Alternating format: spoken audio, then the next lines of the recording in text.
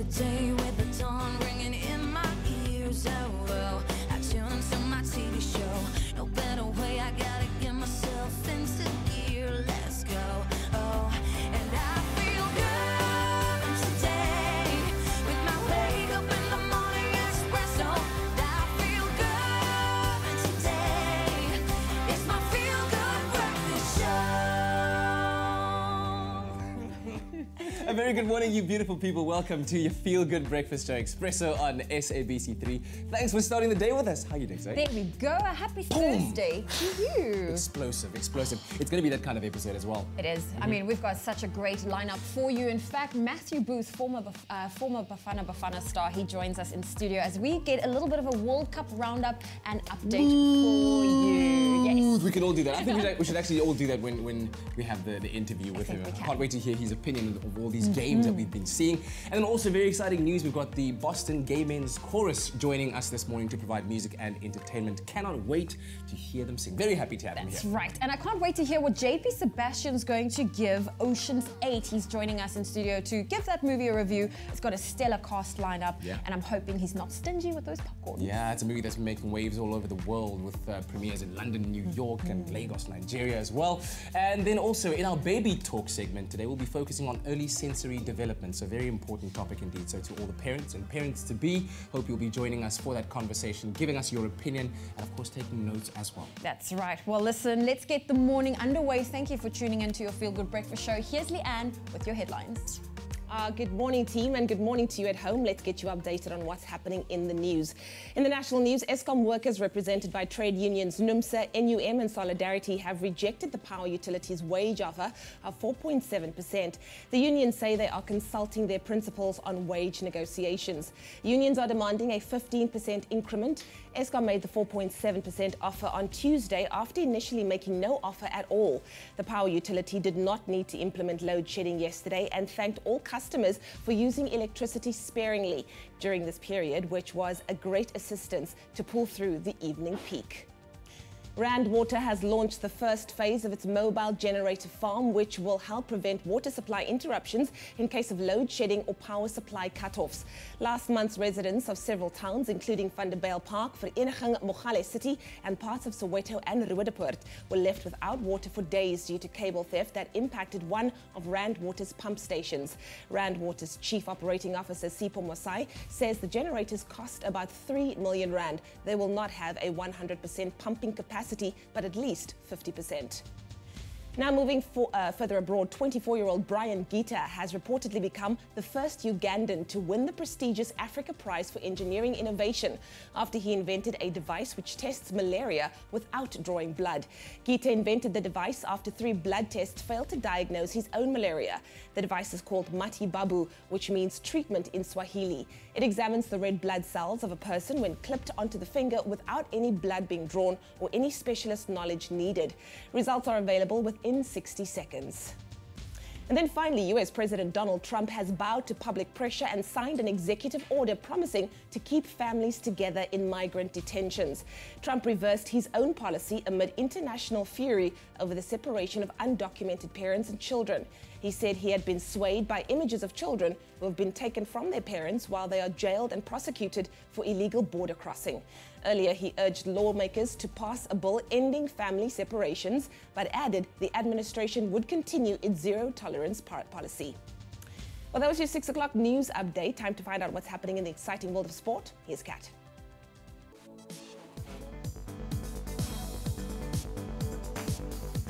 Well, a very good morning to all our sporting fans. Let's take a look at what's making headlines this morning. Morocco, Egypt and Saudi Arabia became the first nations to be eliminated from the 2018 World Cup after yesterday's Group A and B results. Morocco were knocked out first as they lost to Portugal by 1-0, with Cristiano Ronaldo getting on the score sheet. And elsewhere, Uruguay eliminated Saudi Arabia thanks to a 1-0 win in their match, which also saw Egypt crash out of the competition. In action tonight, Denmark face off with Australia, France are up against Peru, while Argentina tackle Croatia. In other footballing news, former Kaizer Chiefs coach Steve Komphela has been named as the new head coach of Bloemfontein Celtic. Now, the announcement comes 2 months after Komphela parted ways with Kaizer Chiefs following their Nedbank Cup exit after a 2-0 semi-final loss to Free State Stars. Now, Komphela joins the Free State side on a 2-year contract with an option to extend by a year. Moving further on, the Proteas women's cricket team started their T20 tri-series with two defeats yesterday as they lost to England and New Zealand. Up first, New Zealand set a record for the highest women's T20 runs total as they smashed 216 to help them to a 66-run win over the Proteas. After that, England went on to set their own record as they hit 250 runs in their 121 deliveries victory over with 121-run victory over South Africa. And finally, last month's French Open finalist Dominic Thiem suffered a shock round of 16 exit at the Hull Open yesterday as he lost to Japan's Yuichi Sugita, ranked 52nd in the world. Now, Sugita claimed a career best win as he saw out the 6-2-7-5 result to claim his second top 10 win of the season. Also in Hull Open action yesterday, there were a round of 16 wins for Karin Kachanov, Denis Kudla and Robert Bautista Agut. And that's a roundup of the sporting headlines. Well, let's take a first look at what to expect in your temperatures. And it seems like most parts of the country can expect a cool start, reaching mild conditions and partly cloudy. Well, looking at those temperatures, Polokwane, your minimum is 5 with a high of 22. Sunny in Mbombela, 10 with a high of 25. Pretoria, 8, 21. Johannesburg, 6, reaching a high of 20. It's sunny in Mahikeng, 6, 23. Klerksdorp, 5, reaching a high of 24. If you're in Kimberley, 2 with a high of 25. Bloemfontein, 0, reaching a high of 23. Richards Bay, 14, 26. Pietermaritzburg, 10, 25. Durban, 18, reaching a high of 24.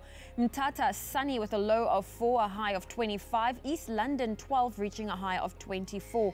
Cradock, 1, reaching a high of 23. Port Elizabeth, 11, with a high of 23. George, 10, 22. Sutherland, 1, reaching a cool 12. Cape Town, 12 with a high of 16, Worcester 5 reaching a high of 17, Springboks 3, 18 and Uppington 3 is your minimum and 23 degrees Celsius, that's your maximum for today. I hope you have a fantastic Thursday. I'll bring you another update in half an hour.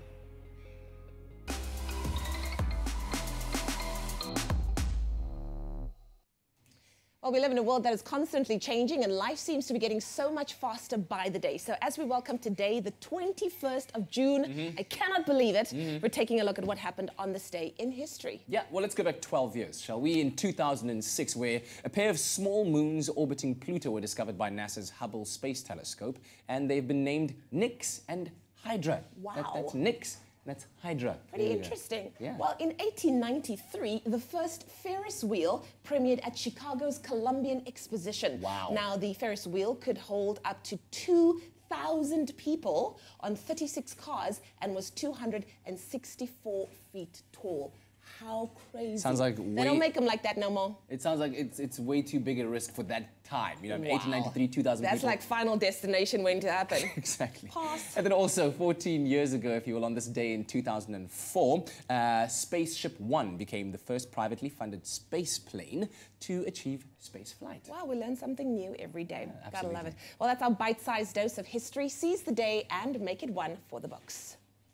Get your morning underway, so go refill those coffee cups. We're taking a quick break. Former Bafana star Matthew Booth joins us in studio as we chat World Cup action. And of course, Lee Thompson also joining us for a workout. So don't go anywhere. All of that's coming up after the break.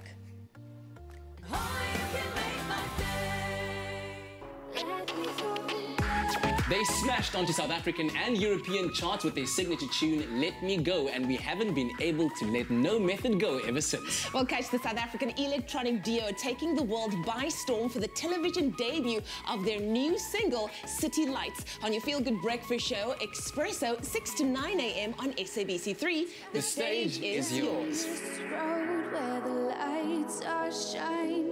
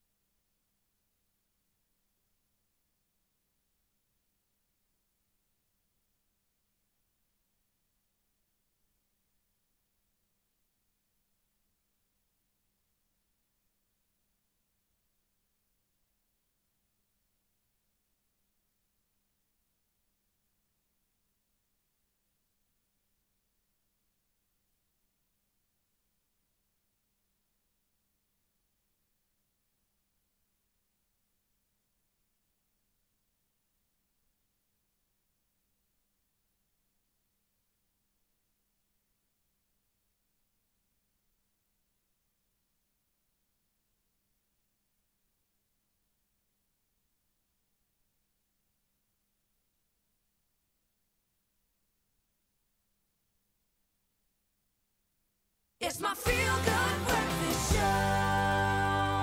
Welcome back to your Feel Good Breakfast Show. It's Expresso right here on SABC3. Time to head to the socials. Today is going to make a lot of people happy. Why? Because it is selfie day today. And of course, it is so important to show yourself some love. So let us know your selfie snapping secrets and share your favorite one, or let us know why you love them. Let's check out what Maya says. Good morning. Have a stun of a Thursday. I seldom take selfies, but if I do need my hubby in the background, that's always nice to have hubby in the background. Ramahone says, I always use a flashlight and it never goes wrong with that, especially at night. Okay. Donna says, just smile. It doesn't matter what people might think, but be happy. But no duck face. Doo-doo-doo-doo. And then Tuli says, when I'm bored, I start taking selfies. Let's end off with Power, who says, I always take 2 photos with my gorgeous girlfriend. Wonderful. It is selfie day today, so let us know what your secrets are to taking the perfect selfie.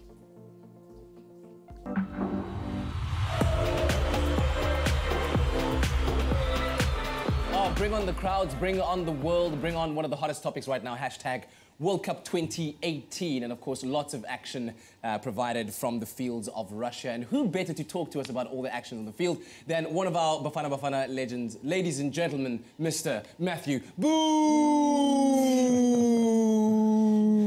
The whole crowd goes, Matt, good to have you here, man. Yeah, good to be here. Excellent. I want to just get your thoughts on some of the action that we saw yesterday. It was an epic day indeed, in that we have the first 3 teams now to be knocked out of the World Cup in Morocco, Egypt and Saudi Arabia. Let's start off first with that game between Portugal and Morocco. Obviously, Portugal had a stunning start against Spain, that 3-3 game. And then in the 4th minute of this particular game, Cristiano Ronaldo's header gets in the back of the net. That was pretty much all the action that we saw in terms of goals. But what did you make of the game? Yeah, I think we were just chatting off air, about the small margins that are involved here at the World Cup. Modern day football, to try and make a prediction in this day and age is almost impossible, Yeah.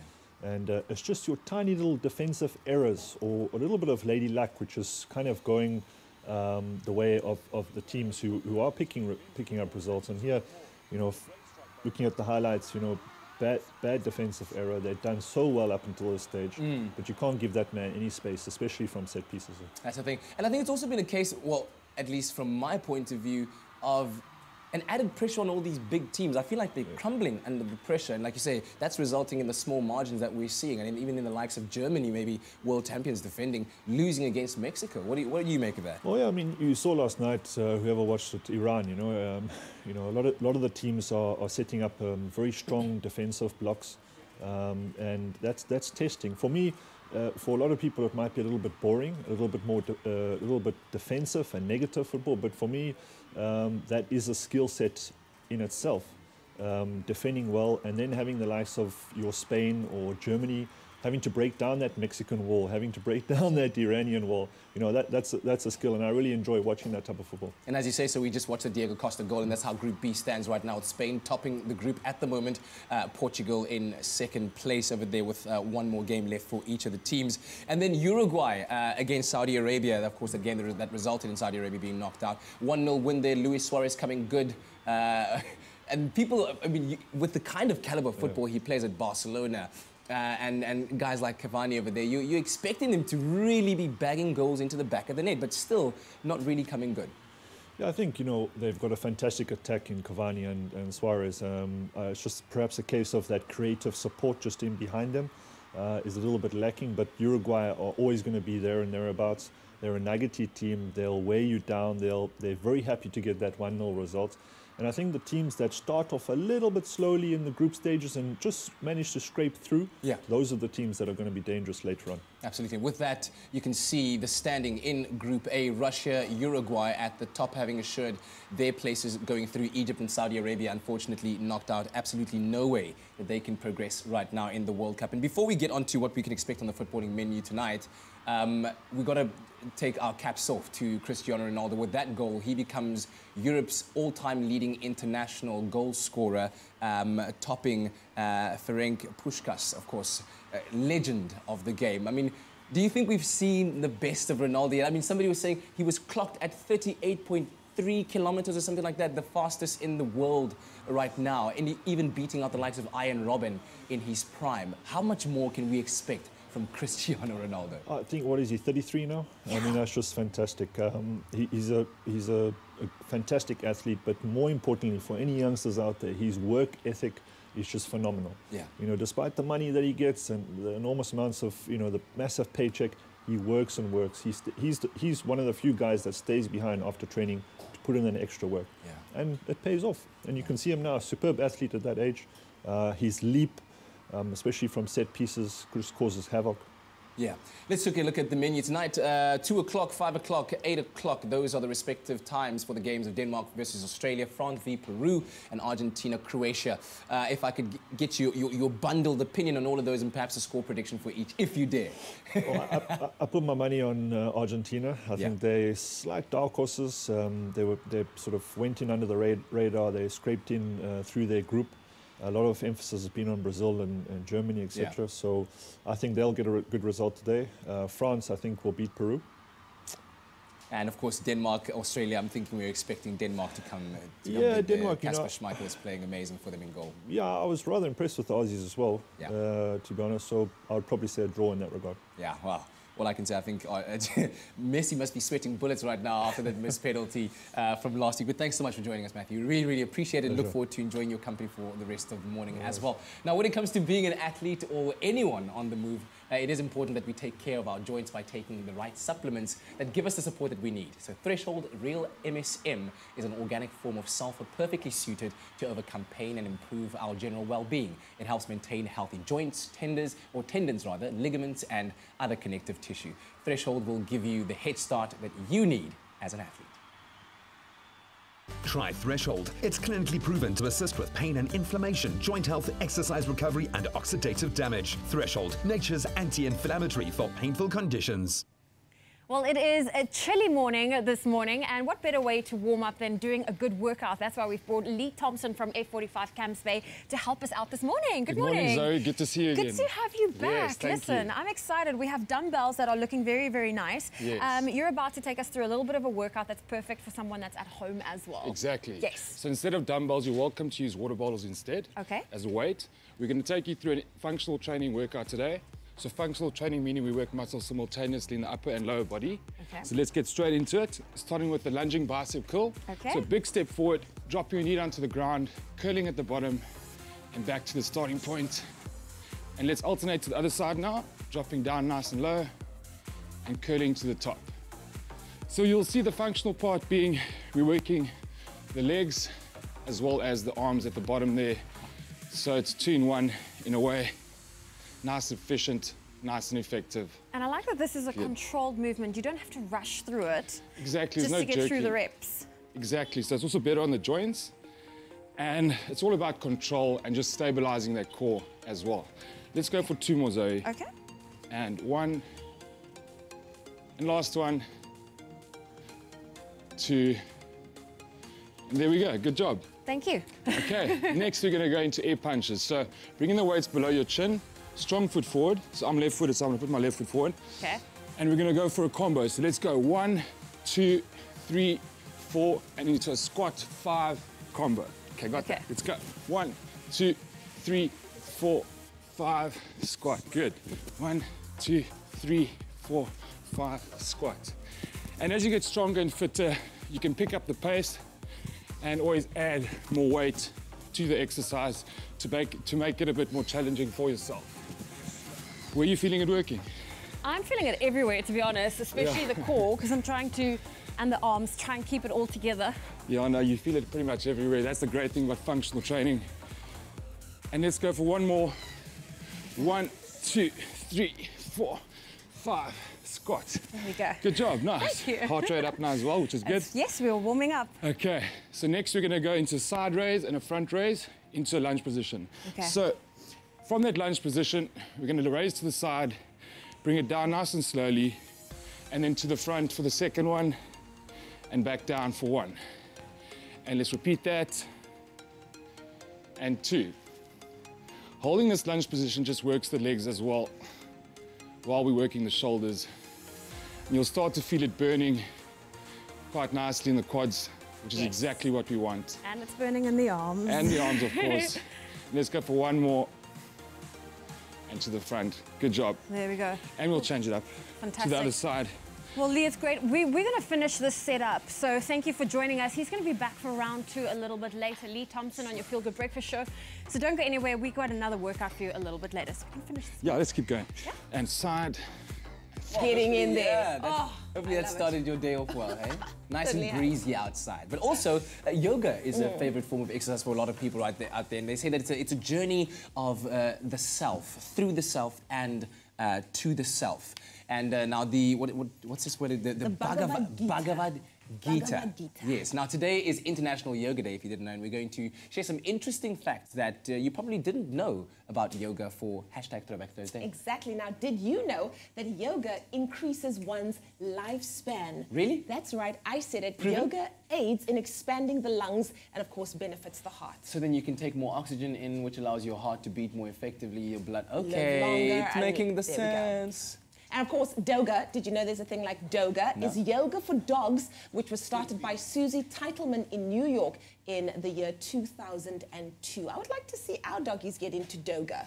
Yeah, maybe, look, if you're at home and you're struggling to get Sporty to sit down and to Yeah. say, Sporty, fetch the newspaper, let's put off yoga for just a while. Don't know if there's any dogs called Sporty. Yes? Spotty. No, Sporty. Oh, It's Sporty. Okay. It's not Spotty. No. All right. Anyway, now, did you know that after every 30 minutes of practicing yoga, 5 minutes of rest must be allowed to allow the body to get back to itself? And also, according to the Guinness World Records, the world's oldest yoga teacher, Bet Carmen, is 85 years old. That's why, because she's doing yoga, she's 85. I Yeah? think we probably need to start. We need to I'm start here. now. I'm here. I wanted to ask her, with doga, do they also do the downward dog? Interesting. Anyways, have you ever practiced yoga and do you enjoy it? Let us know your thoughts using the hashtag Expresso Show and Throwback Thursday. Interesting. And can dogs do the downward dog? That's- It's a valid question. I I think, yeah, Sporty probably not, but Bob maybe. Anyway, let's take a quick break. When we come back, we'll give you a preview of the 2018 Belito Pro, especially for all of the surfing enthusiasts out Exactly, there. and then we'll also take a look at the Nelson Mandela Charity Challenge. All that more coming up on your Feel Good Breakfast Show. Only you can make my day.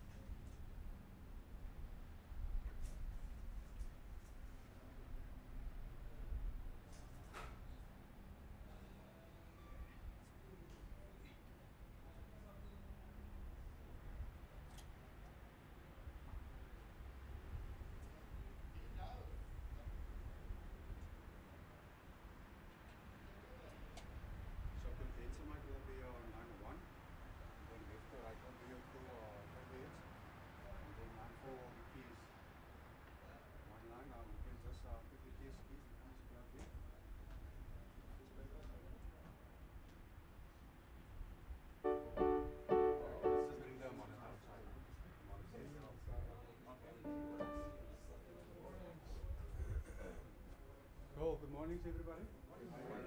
Nice to meet you. Welcome. Always good to see the space is very small, so we're like squeezing everyone in. No, we're gonna do it. And I'll just get everyone on this side. I don't know like how everyone is gonna stay. You guys can just guys bases or y'all let me know where you're staying.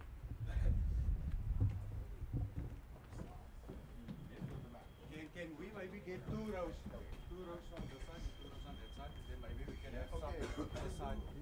Yeah, we can fill all of that space in too. Third row, anybody?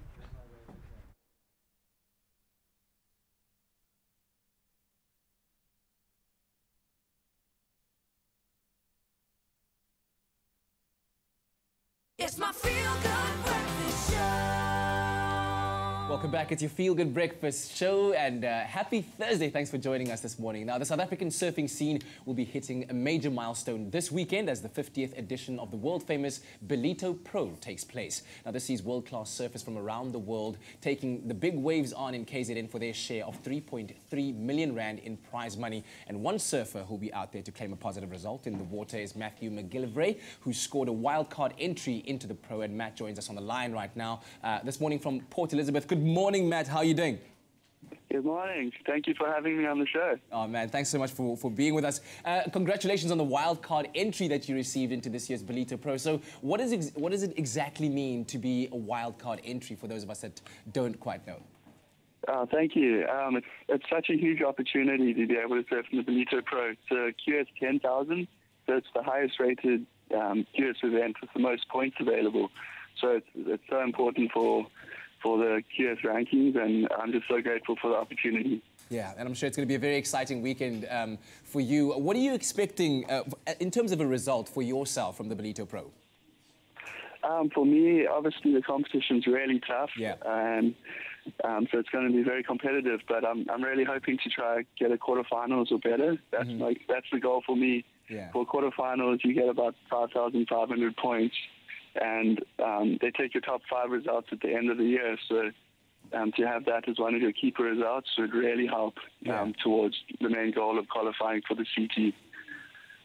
And you talk about tough competition. There'll be plenty. Some of the world's top surfers will be at the competition. Who are some of the competitors that you're looking at and the kind of gauging? For me, I'm just really excited to watch the South Africans that will be in the event this year. Yeah. I think there's going to be the most South Africans there's been in a long time. I think about 8 South Africans, and of course Jordy Smith will be leading the charge. He's won the event a couple of times, so I'm really excited to see how he does. And then also Mikey February and Dirk de Vries and Davy van Zyl, all from Durban. They'll be competing in the event, and definitely excited to watch. Yeah, man, we're all looking forward to a great South African representation at the competition. And in terms of conditions, what are you expecting, and how are you going to be applying your strategy to counter what might not be working for you in terms of conditions? Well, Belito is quite a powerful wave, which I enjoy that. And it depends on what the sand's doing. And I'm not too sure what to expect. I've heard some good things. I've heard some people say there's good banks at the moment. But you have to just be able to adapt to whatever the ocean gives you. Yeah. Any message for your adoring fans out there that I'm sure will be out in numbers to come out and support you this weekend? I'll just thank you to anyone for the support. I'm really looking forward to the contest, and I have my fingers crossed for some waves to come through for us. Thank you. Thanks so much for joining us this morning. That was Matthew McGillivray, who scored that wildcard entry into the Belito Pro that's happening this weekend, the 50th edition of that competition, and big prize money on the cards. 3.3 million rand. It's all going down in KZN. Good luck to all who'll be competing. And right now, let's quickly take a look at the morning's headline.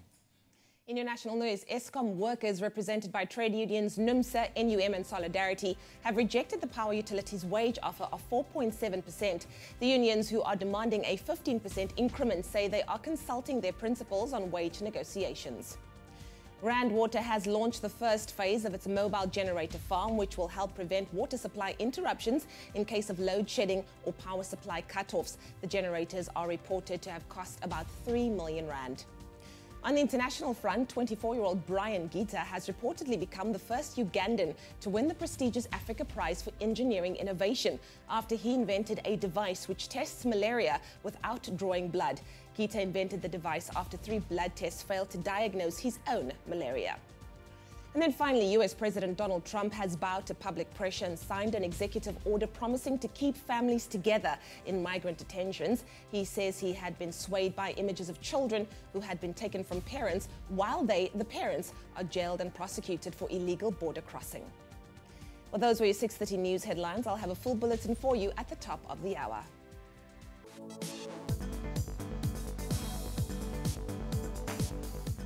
And a quick roundup from the sporting world. Morocco, Egypt and Saudi Arabia became the first nations to be eliminated from the 2018 World Cup after yesterday's Group A and B results. Meanwhile, former Kaizer Chiefs coach Steve Kompella has been named as the new head coach of Bloemfontein Celtic.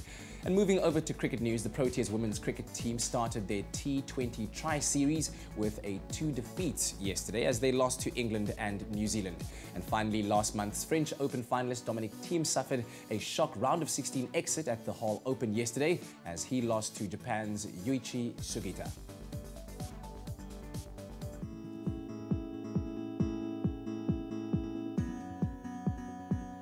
Well, let's take a first look at your roads, starting off in Gauteng and Meyerton. Now, the R59, that is currently closed off to traffic. That's between Johan Leroux and Meyer Road due to protest action. It is advised that you please make use of the R28 as an alternative route. I'll bring you another traffic update in half an hour, but let's take a look at what to expect in your temperatures today. And another cool day expected with some partly cloudy conditions.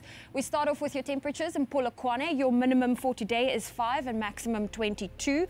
Mbombela 10, 25. Sunny in Pretoria, a low of 8, a high of 21. Johannesburg 6 with a high of 20. Mahikeng 6, 23.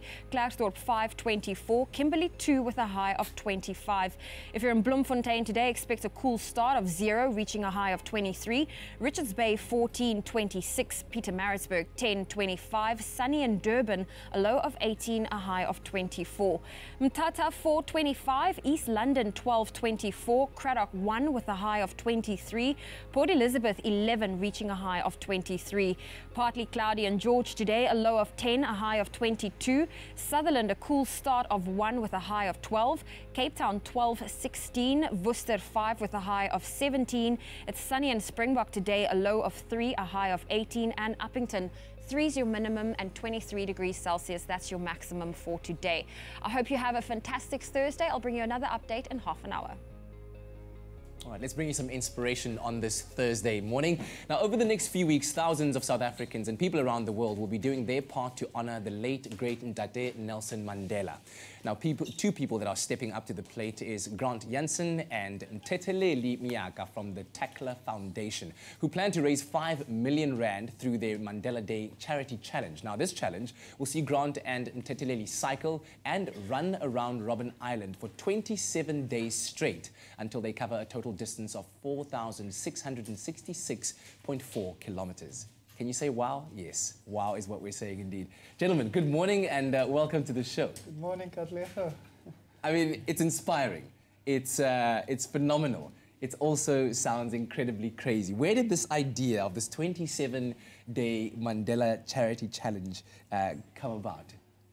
Well, when Madiba passed away in 2013, it triggered something. It made me understand that we needed to do something out of this world for the global icon that Nelson Mandela was. And the plan evolved over 5 years to eventually get to a point where we had to fight our way to get onto Robben Island for 27 days because, as I understand it, they've never had an event for that long on the island. Understandably. Yes. And how did you then link up with Mteteleli? And Mteteleli, you can tell me how you linked up with Grant and got involved in this. Yes. I've been... I didn't force him. I'm glad we get that out of the way. Yes. So I've been 2 years, I met with Mr. Grant in Jansen. So how did we meet? We met at Johannesburg. We was running a Soweto Marathon. So then he saw my talent on running, and they started there too. Okay. And then wakala lapho ukubona ukuthi no Mteteleli unali khona lokujima so say sondeza iduze ukuthi cha uzokwazi ukuthi angibeke ezingeni elithe ukuba phezulu. Which is a brilliant thing. So obviously you identified your talent and so your ability for endurance sport after that marathon. If I can come in there, he's actually, it's not even his running ability that's inspired me. It's just his humility, his He's just a superb human being. As he sits here, he's actually a wire artist. Wow. And he's got the most incredible gift. So the running is one thing. I mean, in his first Comrades Marathon, he did a 6-hour 18 that placed him in 41st place. That's incredible. Overall. Congratulations. Yeah. That is incredible. So he's a machine. Let's focus a little bit back on this 27-day Mandela Day charity challenge. You aim to raise 5 million rand. It's for the Tackler Foundation. Firstly, tell me about what the Tackler Foundation does and how the money that's made is going to benefit those in need. So what I've done, I used to be in education. I spent quite a bit of time there. And I worked in underprivileged areas, and I also worked in very, very privileged areas. And what I saw was that there were very common things that were happening in those different environments, and that people needed appreciation, people needed opportunity, and people needed someone who can hold their hand and be there for them.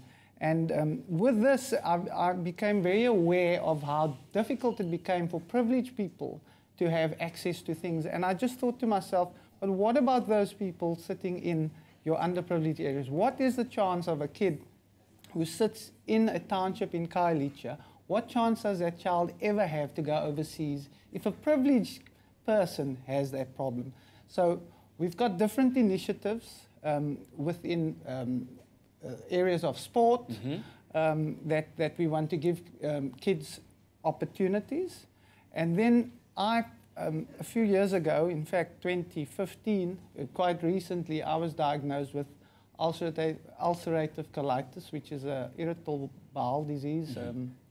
And I was faced with this challenge, but I had access to doctors and medical aid, and it is actually a very, very difficult situation for people. And I thought to myself, again, for people who do not have access, what chance is there for them? And so we have got very, very different projects that we now, some of them we've piloted, for example, the marathon running program, overseas tours. I have taken cricket teams to India, to Greece. Excellent. And by doing so, you've presented people, I think, with incredible opportunities. And I want to encourage everyone at home to visit your website, which is tacklerfoundation.co.za. You should have it on your screen. .com. Okay. It's there on your screen, and you can also take a look at the the 27-day Mandela Day Charity Challenge on Facebook. And we want all of our people and our viewers to please go over there and support your wonderful initiative. Thank you very much for joining us. Good luck. Get some rest. It starts off today, and we can't wait to hear all about it once you're done. Thank you so much. Thank you. Cheers. Well, still to come on your Feel Good Breakfast Show, JP Sebastian is here, and that means we're taking a look at all the new movies opening up this weekend. And then we've also got all the details as to how you can win yourself an Ocean's 8 hamper. All that and more coming up on your Feel Good Breakfast Show.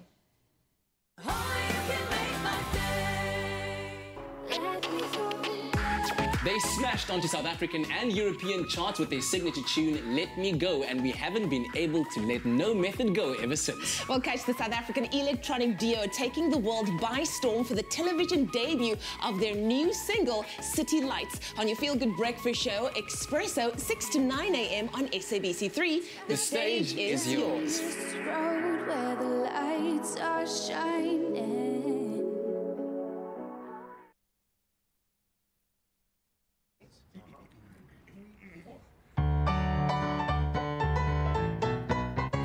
When the saints go marching in, oh, when the saints go marching in, oh Lord, I want to be in that number. When the saints go marching in, oh, when the saints go marching in, go marching in, oh, when the saints go marching in, oh Lord, I want to be in that number. When the saints go marching in, and when the sun begins to shine, and when the sun begins to shine, oh Lord, I want to be ready and singing when the sun begins to shine. When that band begins to play, and when that band begins to play, oh Lord,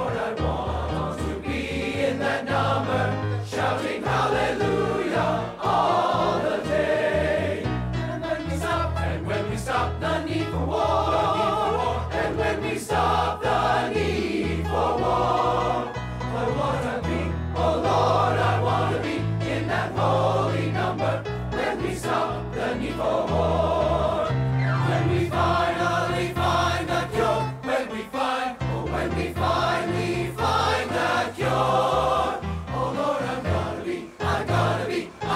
be rejoicing when we finally find the cure. Sing out loud. And when there's love and peace and joy, and when there's love and peace and joy, oh Lord, I gotta be all up in that number when there's love and peace and joy.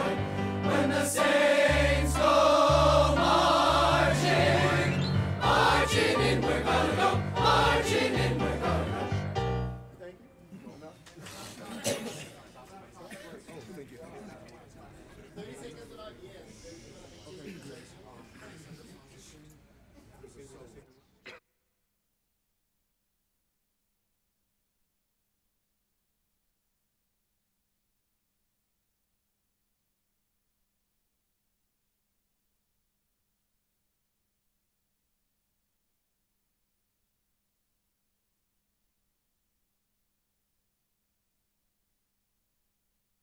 It's my feel-good breakfast show.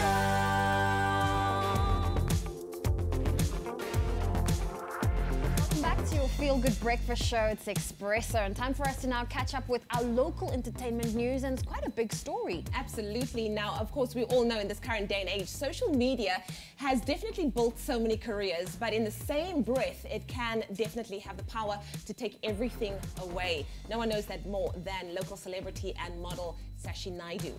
Now, I think we all know the story that she came under fire for expressing her views on the situation between Israel and the Palestinian territories on social media. This happened on, I think it was on Saturday, and her comments created a massive outcry, with some saying the 37-year-old's views came across as being extremely uninformed. Now, the back and forth between herself and the Twitter sphere continued through the week until she announced yesterday morning that she, in fact, will be going on a fact-finding tour of the Palestinian territories, guided by the South African Council of Churches. She continued to say she made a very public apology, and part of that apology was to educate and re-educate herself. The briefing was held in conjunction with the Palestinian Solidarity Organization called Boycott, Divestment and Sanctions, shortly as BDS, South Africa and other partners. And I think it just comes down to, guys, don't put it out on social media. But I think... Do not, I think people are too frivolous with this, regardless of you say everything on social media and it will always come back to bite you. So just... But I feel like there's a lot to take from this specific scenario. Yeah. I mean, we've seen time and time again people ending up in hot water because of what was said on social media. Exactly. But I think a lot of people that are looking up to people on social media as as people of role models, rest assured, we all put our best foot forward.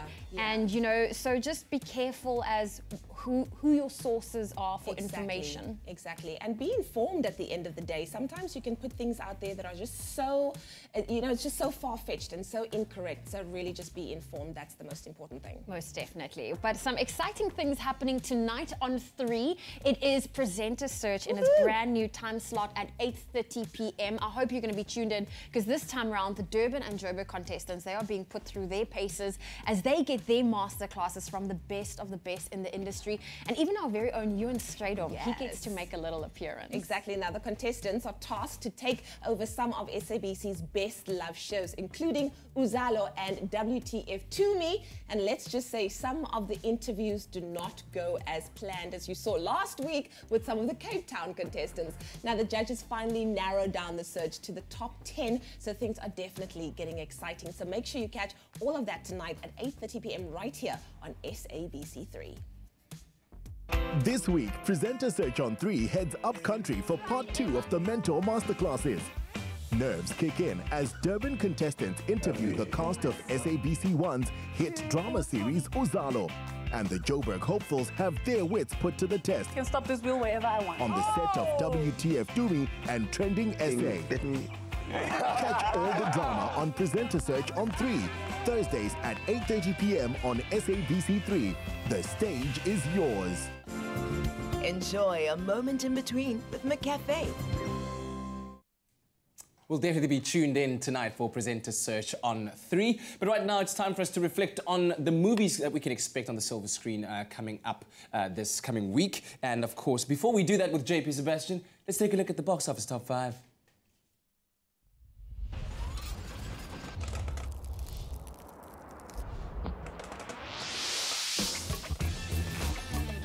Now you've got the year's favourite family of heroes or its best family of horrors. Do they make the SA box office?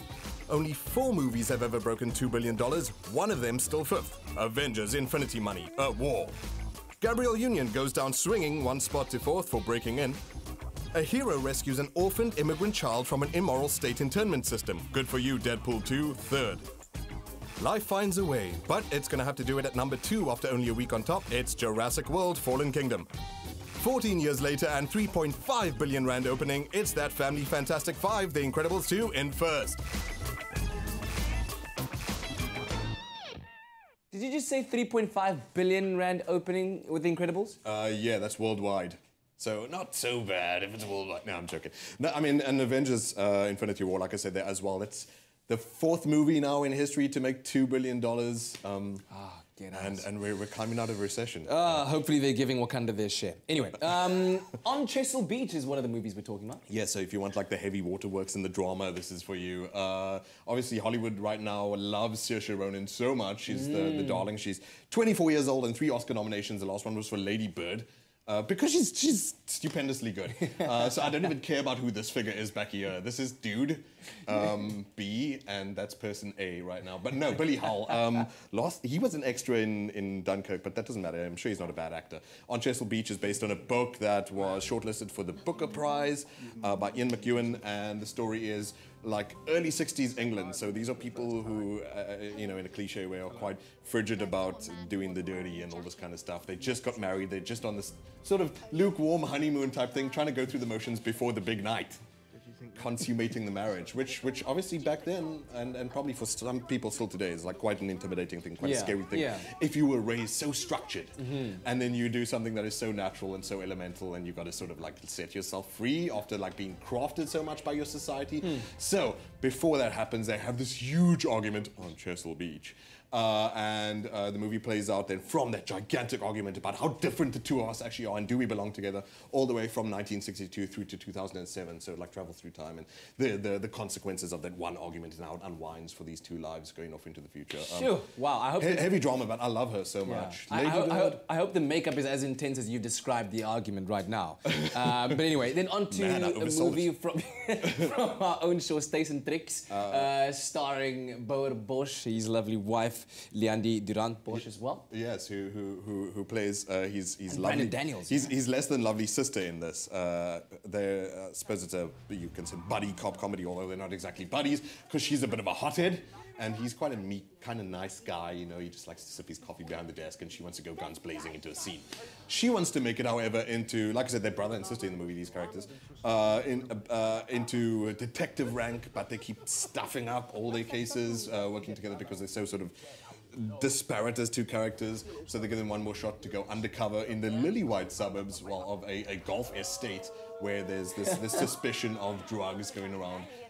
So, I mean, not only is it like a South African buddy cop comedy, which I suppose is rare, but they layer it with, like, well, it's not the mean streets, it's not like, you know, the characters love each other. The cool thing is that we're actually going to have the cast on the show tomorrow, so they'll be able to give us an inside line. More interesting than JP can, so I'm just going to pull this face. Let's wrap up the last 2 movies pretty quickly. Isle of Dogs being the first. Isle of Dogs, when you want more hipster cred, this is by Wes Anderson, the guy who did Grand Budapest Hotel. That had Saoirse Ronan in it. She had that Mexico birthmark on her face. Oh my gosh. That's it. So this one is stop animation. Oh wow. So this is the kind of thing, you know, where 30 animators on a set, 37, had to move an ear, then move a leg, then snap, then move a So it face. took at least 25 years. This took 445 days. There are 1,000 puppets, 500 of them are dog, 500 of them are humans. A little boy has to go to an island and find his dog that's been removed by the government because there's a dog flu going around. That's the story, but all that matters is really the achievement, is that each puppet had 38 faces that you put on them for different vowels and different consonants and stuff like that. Eyebrows different. The labor of love that it is. Wes Anderson is so pedantic as it is, and framing the scene, you've got huge names in there. I mean, you should read them out. Yeah, Wes Anderson is like every cinematographer's dream, right? Yeah. And then finally, Leanne's dream, Jason Momoa in Braven. Oh, wow. That was a great intro. I think that could have been the choir as well. I think it's maybe this one's just best that you just stare at the poster. I think because like look, it's fine that he's this lovable, action-packed dad and whatever, but the action sort of loses its way halfway through. It's not exactly well crafted. It's too sort of fractured. You're trying to pull characters into 3 different directions, and it distracts itself too much. But as a kind of movie that my mom would go "Hoochoo" to the TV for, you know, it does just fine. Like watching bad guys get served. I feel like after Game of Thrones, Jason Momoa has been trying to find a character that would endear him to people as much as Khal Drogo did. And Aquaman, for me, didn't work. Maybe this is a bit more realistic. People might find that grit in him a bit. Well, I like the guy, and I think that, you know, it's not necessarily a bad thing that he's sort of slipping into. I think someone who is lovable, because if you look at his like Instagram kind of stuff, he seems like quite a nice guy. He can take the mickey out of himself and whatever. All right, I'm going to pause you on that because later on we're going to have a conversation about Ocean's 8. That's our feature film for today. Well, I certainly can't wait to hear what JP has to say about Ocean's 8. And if you're not sure what it's all about, well, Sandra Bullock and Kate Blanchett, they head on over. In fact, they are head of an all-female crew, and the goal is to lift $150 million worth of rocks from the Met Gala in the spin-off of the Rat Pack-inspired heist franchise. Now, we're giving you 5 lucky viewers the opportunity to win an Ocean's 8 swag hamper that is packed with T-shirts, travel gadgets and gear, accessories, and more, all to the value of 2,500 Rand. And if you're feeling lucky, visit the Expresso Facebook page and find the competition post there, and you share the best photo of you and your squad looking fresh and on fleek. And the competition closes next Tuesday. Those T's and C's can be found on our website. That's expressoshow.com. This right here is a dream come true, but coming up after the break, we've got a celebrity boxing match update with none other than Matthew Booth. And then the Boston Gay Men's Chorus is here, and they are going to absolutely blow us away after the break. Enjoy a moment in between with McAfee. See you after the break.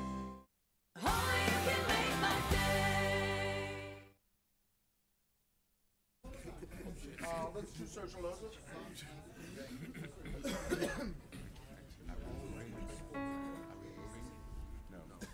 Shosholoza, Shosholoza, Kule Zuntaba, Simela Sifume South Africa.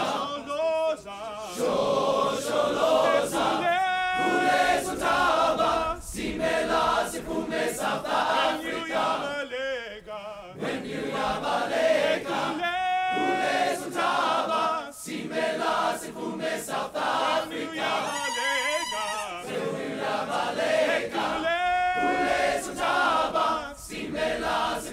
South Africa. Shosholoza, Kule Zuntaba, Simela Sifume South Africa. Shosholoza, Kule Zuntaba, Simela Sifume South Africa. Simela, Simela, Simela Sifume South Africa. Simela, Simela, Simela. Okay. That sounds incredible. Good morning.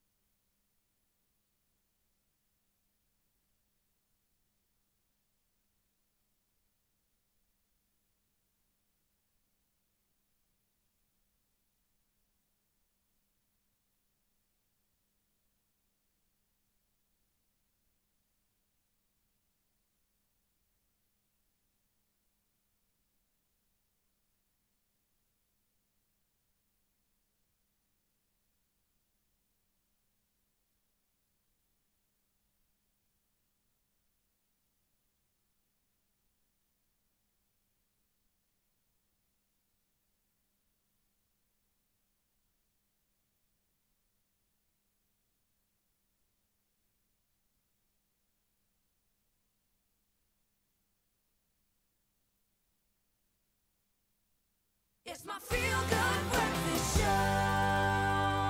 Welcome back. This is your feel-good breakfast show, Expresso, on SABC3. And very happy we are this morning to welcome the Boston Gay Men's Chorus to our feel-good studio to South Africa. They are on a South African tour, and they were founded back in 1982. And throughout all of this time, they've been celebrated for their musicianship, for their outstanding creativity in terms of programming, and the great groundbreaking work they do in terms of community service. So if you'd like to see them live, you can catch them at the Langa Community Hall tonight for a performance in aid of PASOP's LGBT refugee outreach program. But first, here they are to brighten up our Thursday morning with a performance of When the Saints Go Marching In.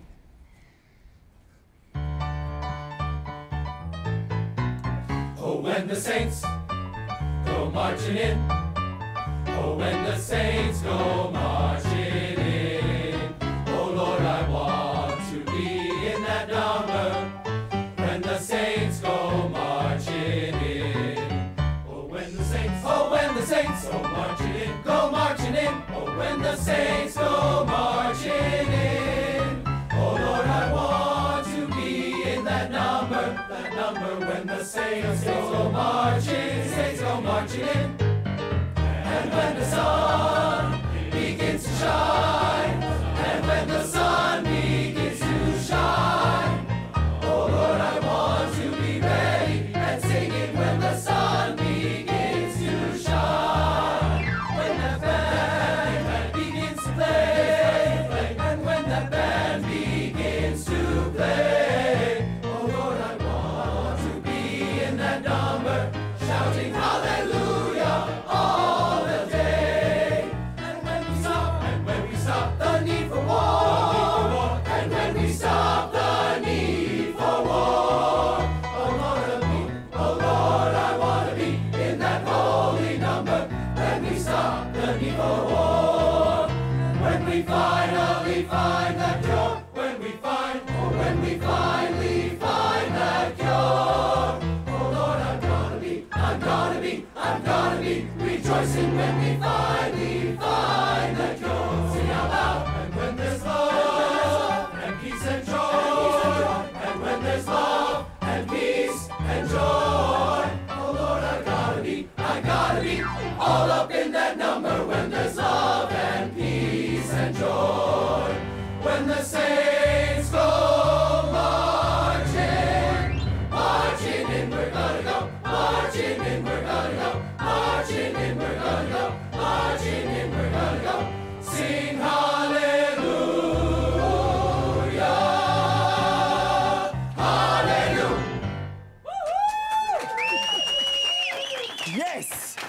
Yes, thank you so much. What a beautiful start to the day. Ruben, please come and join me and stand up here. Thank you, that was wonderful. Thank you so much. Great way to start the day. So how's your time been in South Africa so far? It's been incredible. We have been shocked at how wonderful and warm and welcoming everybody's been to us. Absolutely fantastic. And how much music is part of the culture here. I mean, we showed up at the airport and the first thing we heard was a group singing. It was just how wonderful. And it wasn't us. Hopefully they taught you some of our songs. We've been working on that a lot.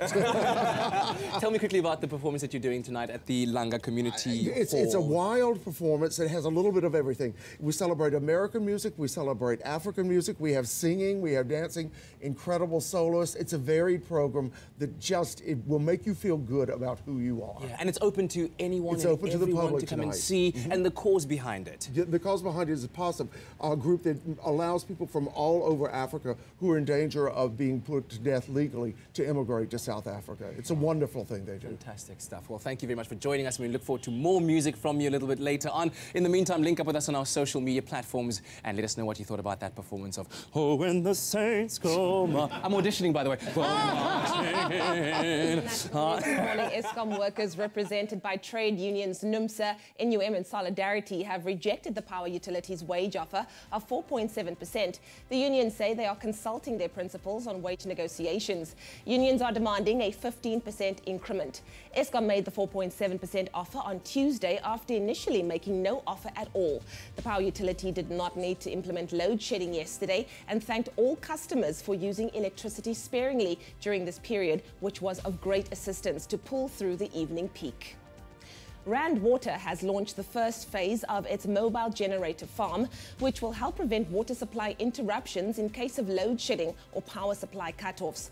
Last month, residents of several towns, including Vanderbijl Park, Vereniging, Mogale City, and parts of Soweto and Roodepoort, were left without water for days due to cable theft that impacted one of Rand Water's pump stations. Rand Water's Chief Operating Officer, Sipho Mosai, says the generators cost about 3 million rand. They will not have a 100% pumping capacity, but at least 50%.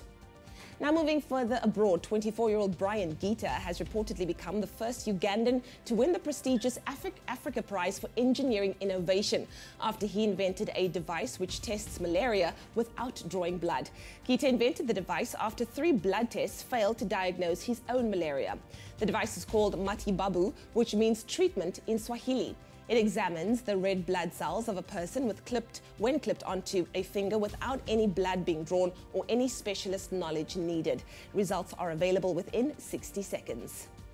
And then finally, US President Donald Trump has bowed to public pressure and signed an executive order promising to keep families together in migrant detentions. Trump reversed his own policy amid international fury over the separation of undocumented parents and children.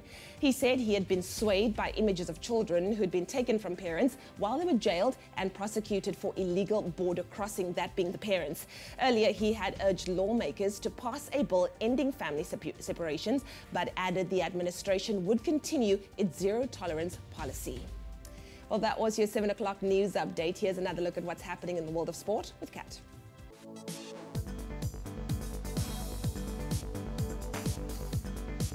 Thanks, Leanne, and here's the latest. Morocco, Egypt and Saudi Arabia became the first nations to be eliminated from the 2018 World Cup after yesterday's Group A and B results. Morocco were knocked out first as they lost to Portugal by a 1-0, with Cristiano Ronaldo getting on the score sheet. And elsewhere, Uruguay eliminated Saudi Arabia thanks to a 1-0 win in their match, which also saw Egypt crash out of the competition. In action tonight, Denmark face off with Australia, France are up against Peru, while Argentina tackle Croatia. In other footballing news, former Kaizer Chiefs coach Steve Komphela has been named as the new head coach of Bloemfontein Celtic. The announcement comes 2 months after Komphela parted ways with Kaizer Chiefs following their Nedbank Cup exit after a 2-0 semi-final loss to Free State Stars. Komphela now joins the Free State side on a 2-year contract with an option to extend by a year. Moving on to cricket, the Proteas women's cricket team started their T20 Tri-Series with two defeats yesterday as they lost to England and New Zealand. Up first, New Zealand set a record for their highest women's T20 runs total as they smashed 216 to help them to a 66-run win over the Proteas. And after that, England then went on to set their own record as they hit 250 runs in their 121-run victory over South Africa. And finally, last month's French Open finalist Dominic Thiem suffered a shock round of 16 exit at the Hull Open yesterday as he lost to Japan's Yuichi Sugita. Ranked 52nd in the world, Sugita claimed a career best win as he saw out the 6-2, 7-5 result to claim his second top 10 win of the season. Also in Hull Open action yesterday, there was a round of 16 win for Karin Khachanov and Denis Kudla and Roberto Bautista Agut. And that's a roundup of the sporting news.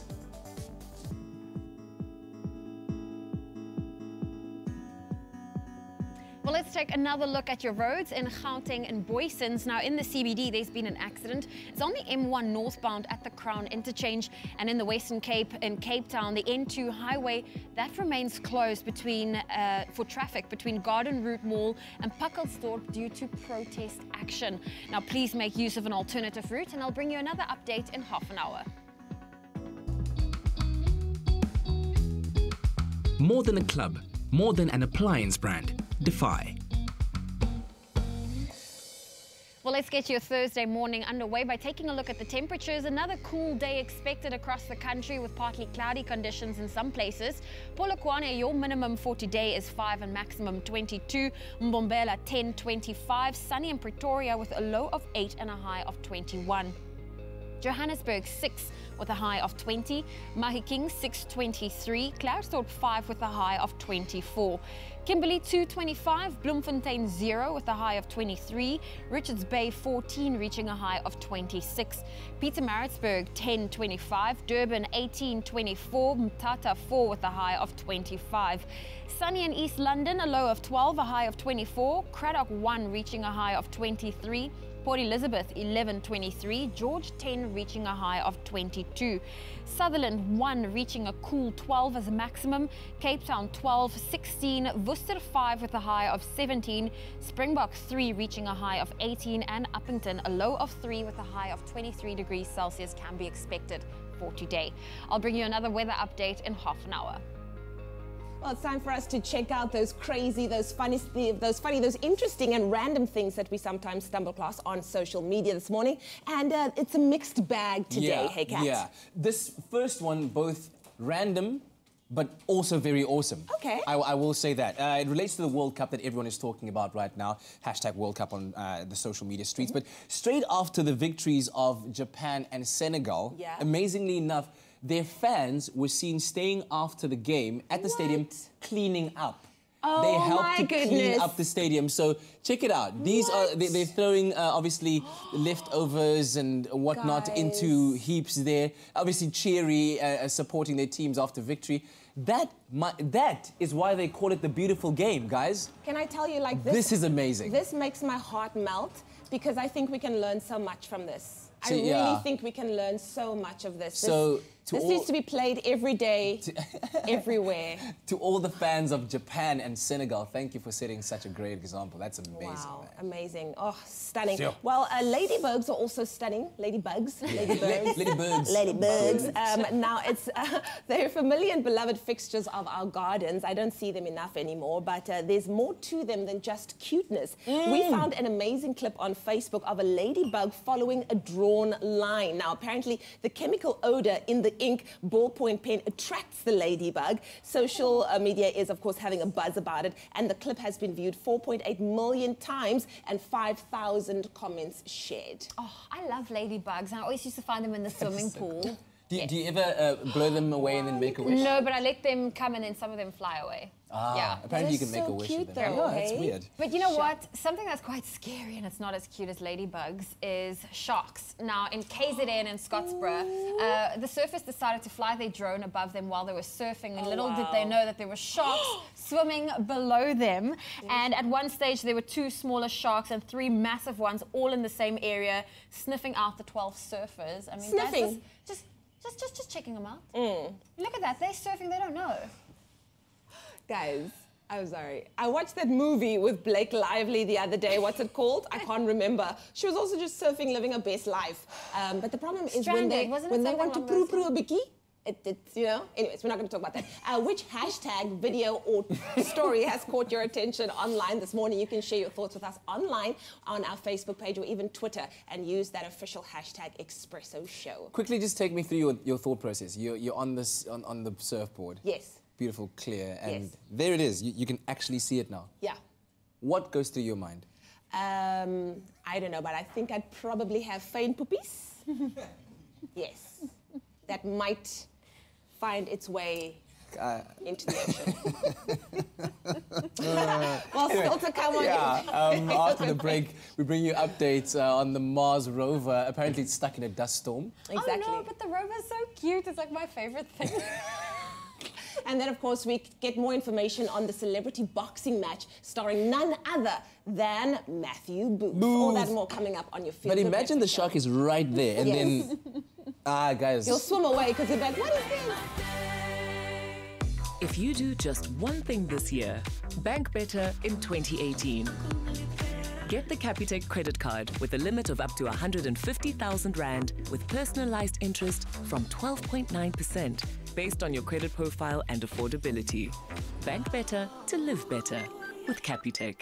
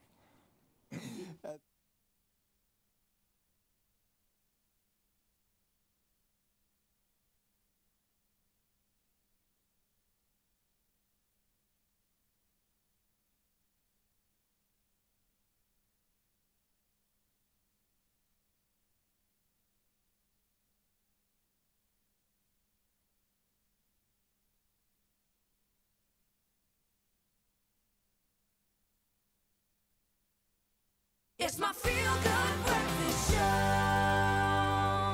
Oh, wait, stop, Lo, stop.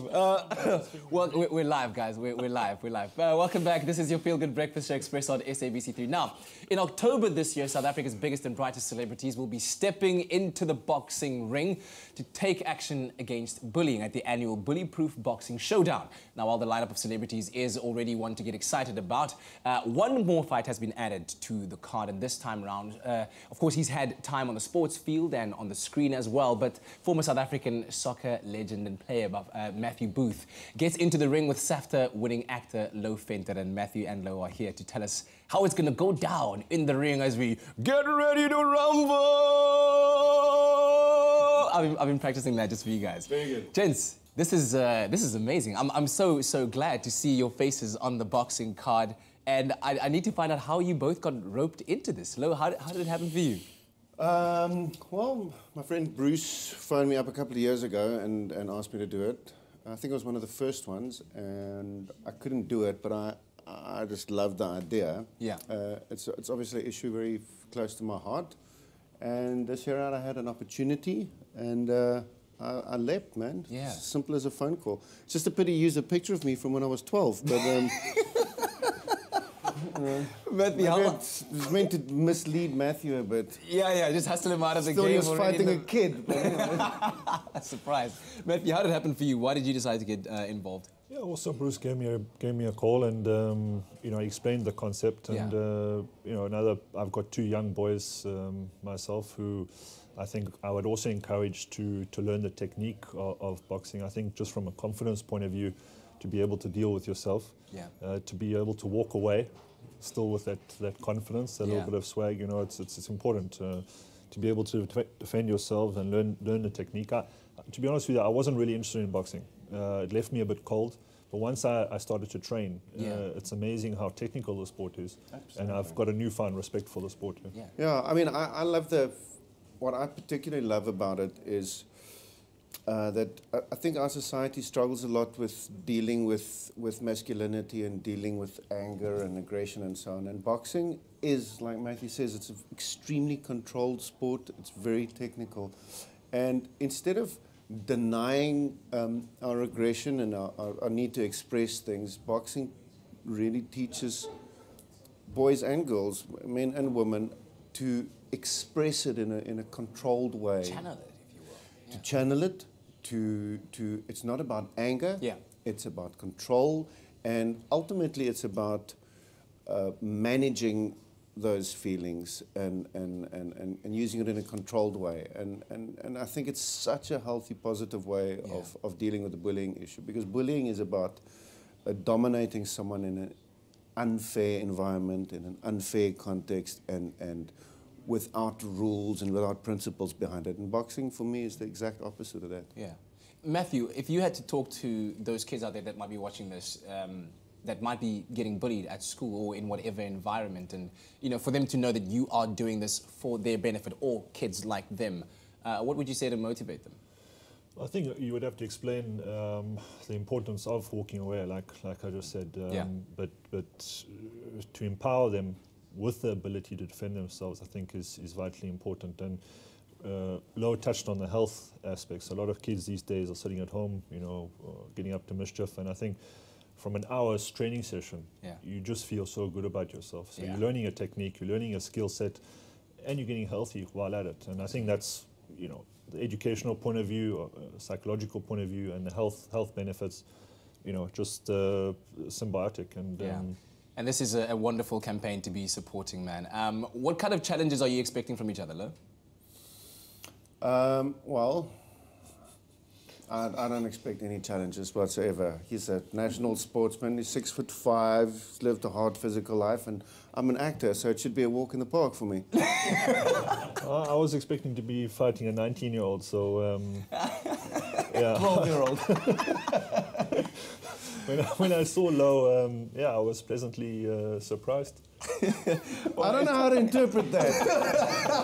I don't know how I feel about that. I personally cannot wait to check it out. Hashtag bullyproof2. There it is. Check it out on social media. The team is very, very active promoting it. And of course, I think it's something that is worthy of our support as well. I wanted to end this segment with the two of you standing here. So if you would, please, as one would do in a face-off. So Lo, you stand here. Matt, you stand over there. We'll try and get a shot of, so face-to-face, in each other's faces. This is the moment that we'll be looking for. Wow. Wow.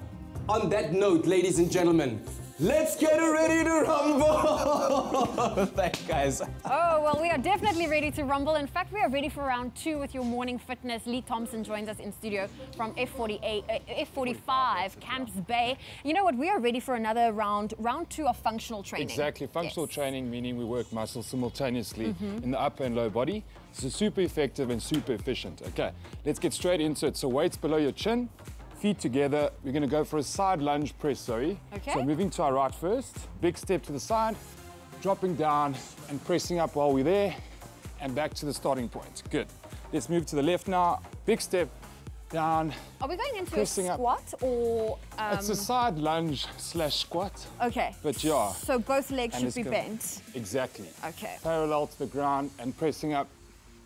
And you'll notice how you work different areas of the leg lunging to the side compared to when you lunge to the front. Yes. And let's go for one more. And press up. Good job.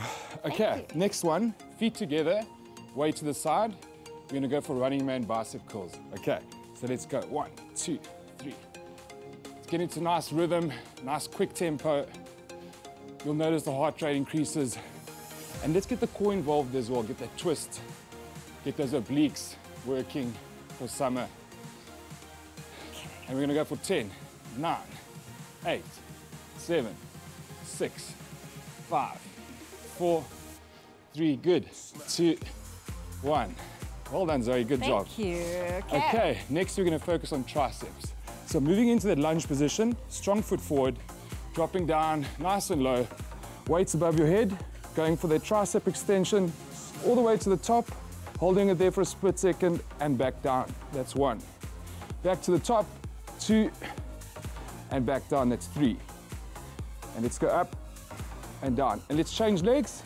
Okay. Make sure we work both sides and all the way to the top and back down for 1 and up and back down, it's 2. And let's go for one more to the top and that's 3.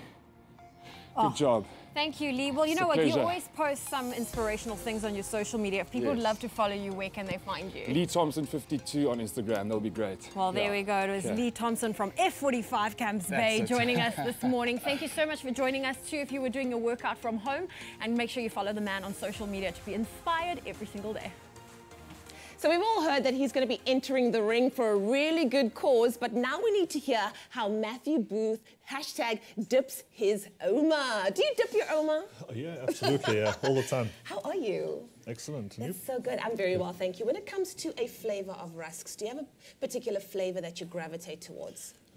This particular type, buttermilk. Buttermilk, yeah. How did you know? Buttermilk is a classic. A lot of people, I like the muesli one because I like, you know, ones with like nuts and raisins. I like, you know, texture. Roughage, yeah. I know Roughage is wonderful. So when it comes to dipping, do you prefer dipping your Oma rusk in coffee or tea? Coffee. Definitely coffee. Yeah, and how cute are our cups with the little jerseys on? Brilliant. We are here for this. All right. Does your dip have a name? It's called, well, considering that I'm going to be boxing soon, so this is going to be the reach. The reach dip. You've got to have long reach when you're in the ring, yeah. So that you've got to put it all in. Yeah. I love that. The reach dip. No messing about. No messing about. You get in there. That's right. Put it in, get out. You put me on the spot there, thanks. Wonderful stuff. The reach dip from Matthew Booth. Absolutely amazing. Well, if you want to know how you, or rather we want to know from you how you dip your Oma, all you have to do is take a picture of your dip, give it a name, and who knows, it might just end up on our Oma Dip a Wall of Fame. Absolutely wonderful. Do you want to grab a bite of that? If you insist. Get in there. Matthew Booth with the reach dip.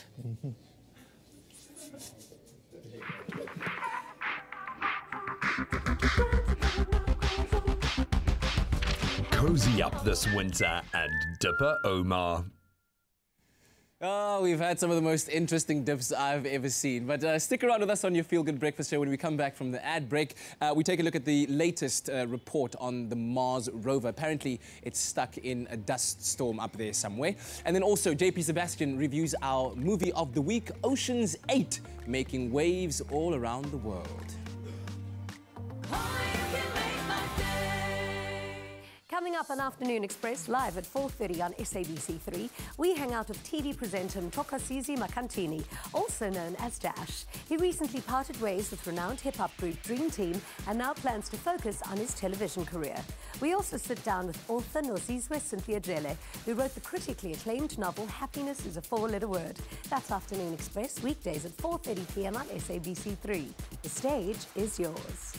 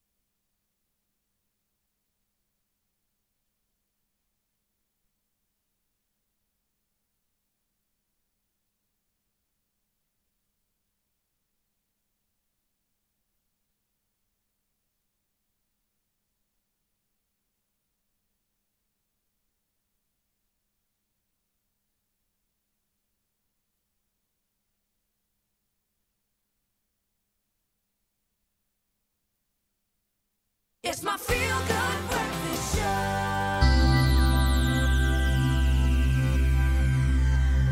Welcome back to your Feel Good Breakfast Show, live, large and in charge on this Thursday morning. Now, last week we reported that the poor Opportunity rover on Mars got stuck in a dust storm bigger than North America. Just wrap your mind around that quickly. Now, since then, the little robot has managed to send a selfie back to Earth, reigniting confidence, but that's the last that we've heard from it. But here to unpack that for us and what's going on is, of course, our expert outreach astronomer, Dr. Daniel Kanema. Great to have you here, man.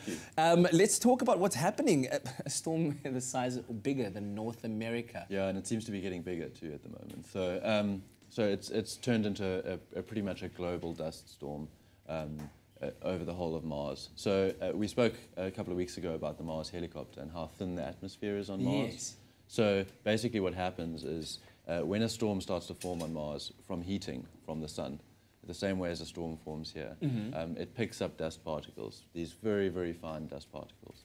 And then those kind of get swept around the planet. And that's basically what's happened here. And it's blocked out the sun for Curiosity, which operates on solar panels. Absolutely. I mean, and we are still trying to figure out a way that we can live on this planet. Yeah. Let's quickly push that idea back a couple of years. But also, how was it able to then function without solar power? Because you said the Curiosity is dependent on solar power. Yeah, so it's dependent on solar power. It charges up a battery. And then when the storm started coming, it could see it coming, obviously. It still had some battery reserves. Yes. Managed to take a selfie, send it home. Which is here, you can kind of Is see, this you can see that, yeah, this is it. So you can kind of see that the sky is starting to go a bit red and dusty. It's got a lot worse than this since then. Yeah. Then obviously it lost power, or it powered down to a critical level. Then what happens is the rover goes into hibernation. Okay. So it's shut down now, it's not phoning home, and yeah. What's the latest right now? Because I can imagine it being in hibernation and this massive storm happening. A lot of dust particles could get into the crevices of, where nuts and bolts are. I mean, Yeah. is it going to make it? Well, I mean, so there have been previous dust storms on Mars, which they've made it through, none as big as this, though. Curiosity is about 10 years old now. It's been going for a long time. Yeah. So we hope so. Basically, once the dust storm clears, the hope is that there'll be enough collecting capacity, so Yes. not enough dust to stop So that it can actually so get that it can moving start again. charging up again. So Yeah. and once it starts charging up again, once it gets to 5% or something, it'll be able to turn back on. Yeah. And phone home. Alright. So that's what we're holding out for at the moment. At the moment, it's still in the thick of the storm. Yeah. And So here's to Curiosity, man. We're thinking about you out there in outer space. Anyway, another thing people might be wondering about, it's 7:30 right now and the sun is still not fully risen yet. Today marks the winter solstice, the longest night of two, right, in the year. There's a winter solstice and a summer solstice, yeah. which will be the shortest night, Yes. the longest day. How does that work exactly? So basically, it's just the tilt of the Earth as it goes around the sun. In summer, we have a lot of sun. The sun goes very high and Yes. rises early, sets late. We have very long days. The 21st of December will be the longest day in the southern hemisphere. Mhm. And then the 21st of June, today, will be the shortest day and the longest night. So the northern hemisphere is getting the longest day today. We're getting our shortest day today. Right, so in case you're wondering That's why it's still dark. you're feeling like snoozing a few more minutes, it's only because we are experiencing the longest night in the southern hemisphere called the winter solstice. How's that for your little conversation starter today? Dan, thanks very much, and we look forward to seeing you again. Thank you. All right now let's take a look at the news headlines. In the national news, Eskom workers represented by trade unions NUMSA, NUM and Solidarity have rejected the power utilities wage offer of 4.7%. The unions, who are demanding a 15% increment, say they are consulting their principals on wage negotiations. Rand Water has launched the first phase of its mobile generator farm, which will help prevent water supply interruptions in case of load shedding or power supply cutoffs. The generators are reported to have cost about 3 million rand. On the international front, 24-year-old Brian Gita has reportedly become the first Ugandan to win the prestigious Africa Prize for Engineering Innovation after he invented a device which tests malaria without drawing blood. Gita invented the device after 3 blood tests failed to diagnose his own malaria. And then finally, US President Donald Trump has bowed to public pressure and signed an executive order promising to keep families together in migrant detentions. He said he'd been swayed by images of children who had been taken from parents while they, the parents, are jailed and prosecuted for illegal border crossing. Well, that was your 7:30 news update. I'll have a full bulletin for you at the top of the hour.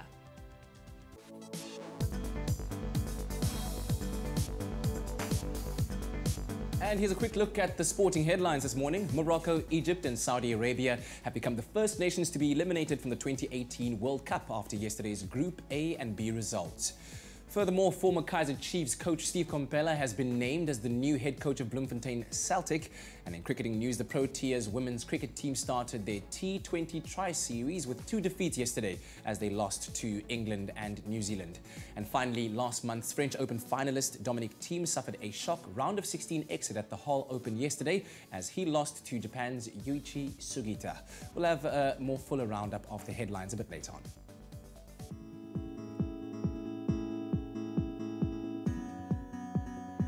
Well, let's take another look at your roads and we'll bring you a quick train update in the Western Cape as the Central Line is experiencing delays of up to 60 minutes.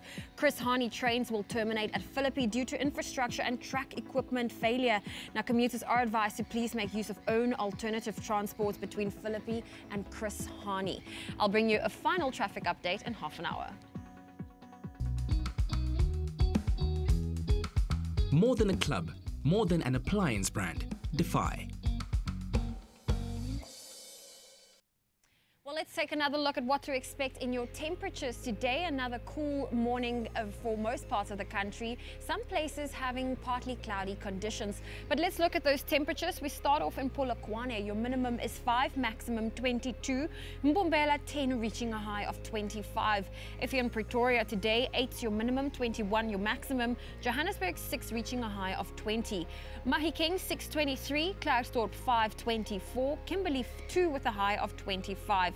If you're in Bloemfontein, 0 is your minimum, 23 your maximum. Richards Bay 14, reaching a high of 26. Pietermaritzburg 1025, Durban 1824, Mthatha 4, reaching a high of 25. Sunny in East London, a low of 12, a high of 24. Craddock 1, reaching a high of 23. Port Elizabeth 11.23. George 10 with a high of 22. Sutherland 1, reaching a high of 12. Cape Town today 12 with a high of 16. Worcester 5 with a high of 17. Springbok 3, 18. And Uppington 3 with a high of 23 degrees Celsius. That's where I leave your weather for now. I'll bring you another update in half an hour. Well, whatever the weather, where you may be, here's to hoping that your day turns out absolutely beautifully. Now, two previously unrelated initiatives who share a commitment to children's development, the Unogwaja Challenge and Casmi's Science to Go initiative, have joined forces with Caltex this month to bring some magic to the town of Richmond. Take a look. In 1933, Phil Masterson Smith, also known as Unogwaja, couldn't afford the train fare from Cape Town to KZN to run the comrades, so he decided to cycle the distance and run the race. Inspired by his incredible dedication, Unogwaja has become a cycling charity that today athletes continue to support for the greater good. Unogwaja was founded in 2011, so this is our 8th year on the road, and in those 8 years we've raised almost 6 million rand for the Unogwaja Charitable Trust. Our trust was founded in 2016, and the aim and the mission is just to support education in South Africa. We're really just trying to enable and empower young children. It's been an incredible challenge. The guys have really gone through some tough weather conditions, below freezing temperatures, and a lot of our international guys have really suffered in that cold. But the team have been strong, they've been focused, they've been committed, and we've really had a great challenge so far. All along the way, we've had phenomenal support from people like Caltex and everybody who comes out to come and support them, and it really, really lifts the team spirit. The Caltex ethos of getting you there is something we live by, but providing the cyclists a place to refuel, replenish, and also giving them the much needed encouragement to continue the journey. Caltex are a major force behind Science to Go, a mobile science resource center. Joining forces with Unogwaja in Richmond, they brought some science magic to the Richmond learners. What we do is we take a facilitator into schools every term to run curriculum-aligned practical work. Young people won't take science if they're not inspired by it. And so we're really giving them the opportunity to experience it hands-on and at the same time build the capacity of their teachers for a long-term sustainable solution to science learning in South Africa. What really inspires us is the opportunity to inspire young people to be passionate about science.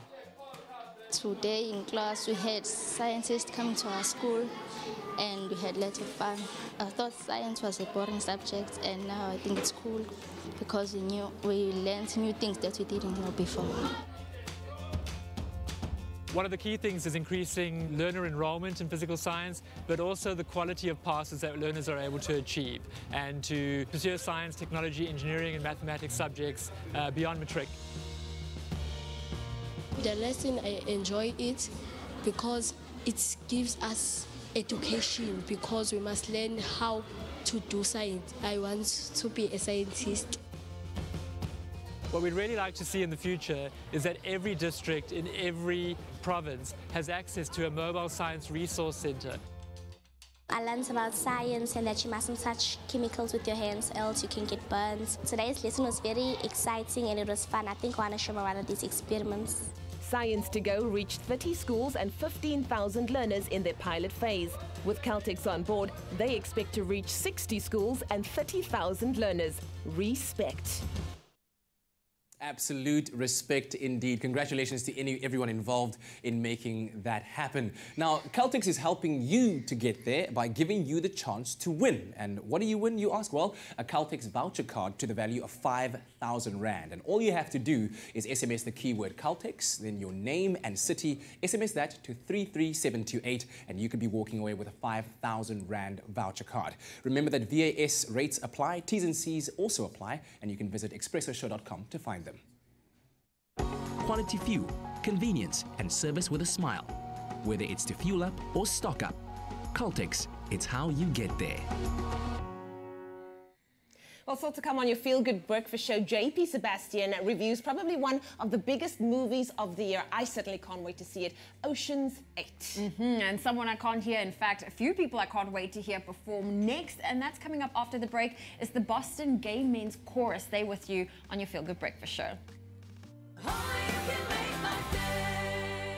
With a trip to New York City worth 150,000 Rand as first prize, Lancewood SA's #1 cream cheese is so close to crowning the nation's #1 cake.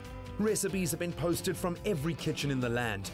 And come July 5th, celebrity judges Zola Nene, Jay Something and Lorna Maseku will host the 3 finalists in a live cake-off on SABC3's Expresso Morning Show to decide who will bake it all the way to the Big Apple.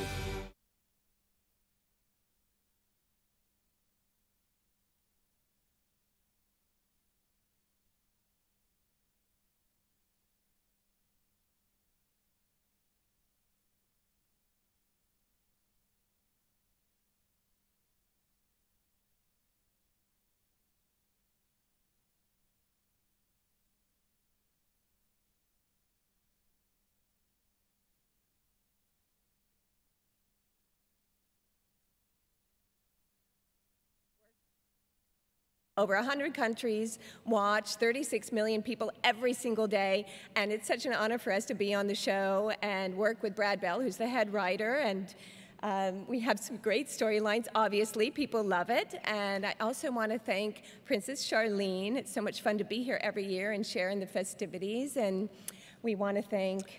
We want to thank our audience around the world. We appreciate every single one of you. Thank you. Thank you so much. This is an honor.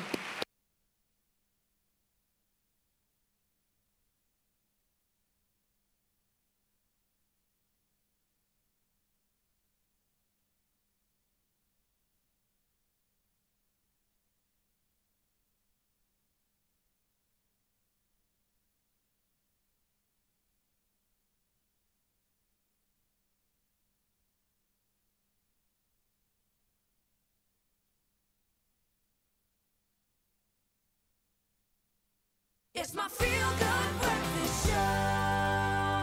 Welcome back. This is your feel-good breakfast show. It's Expresso. Time for us to get into our local, in fact, it's our international entertainment news. Exactly. Now, Justin Bieber and Hailey Baldwin are continuing to fuel the romance rumors by spending a flirty weekend together and not keeping it a secret at all. Now, the 24-year-old singer and the 21-year-old model were spotted getting cozy in Los Angeles on Tuesday, and then pictures show Hailey straddling Justin as he carries her around a music video set rumored to be for a new collaboration with DJ Khaled. And these pictures of Bieber and Baldwin come just days after the rumored couple was spotted kissing during a romantic stroll in Brooklyn.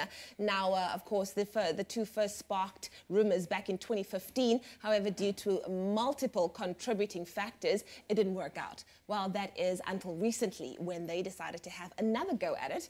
Now, to all of those out there who still remember Hailey next to Shawn Mendes on the red carpet of the Met Gala, you are right, there was something brewing. However, when questioned on the red carpet about their status, the 19-year-old simply called her Mendes a friend. And now Shawn was asked in a recent interview with E-Talk on Tuesday what he thought about the two of them together. He simply replied, "I don't know if they're dating or not, but I love both of them and they are really awesome people." So hey, all I say is heartache and love make for the best music. Exactly, and plus their surnames are both B's, Bieber and Baldwin. Well, I'm quite excited to, if they're shooting the music video for a Justin Bieber and DJ Khaled collaboration, I'm quite excited to hear that track. I think he needs to return to the music now. He's looking a little scruffy, so clean it all up and give the people what they want, the music. Now, this past Tuesday morning, we asked you, our Expresso family, to send all your good vibes, love and support all the way to Monaco as SABC3's most watched and beloved soapie, The Bold and the Beautiful, was nominated for the 13th consecutive time for a Golden Nymph in the International TV Audience Awards during the 58th Monte Carlo TV Festival. Well, we have the best news to deliver to you. The hashtag #1 soapie in the world took home its 13th Golden Nymph Award, and I think that deserves a big hand of applause to The Bold and the Beautiful. There we go.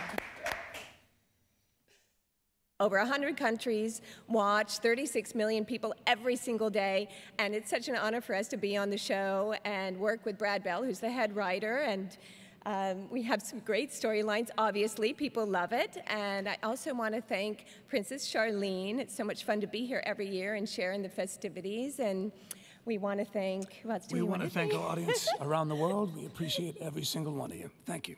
Thank you so much. This is an honor.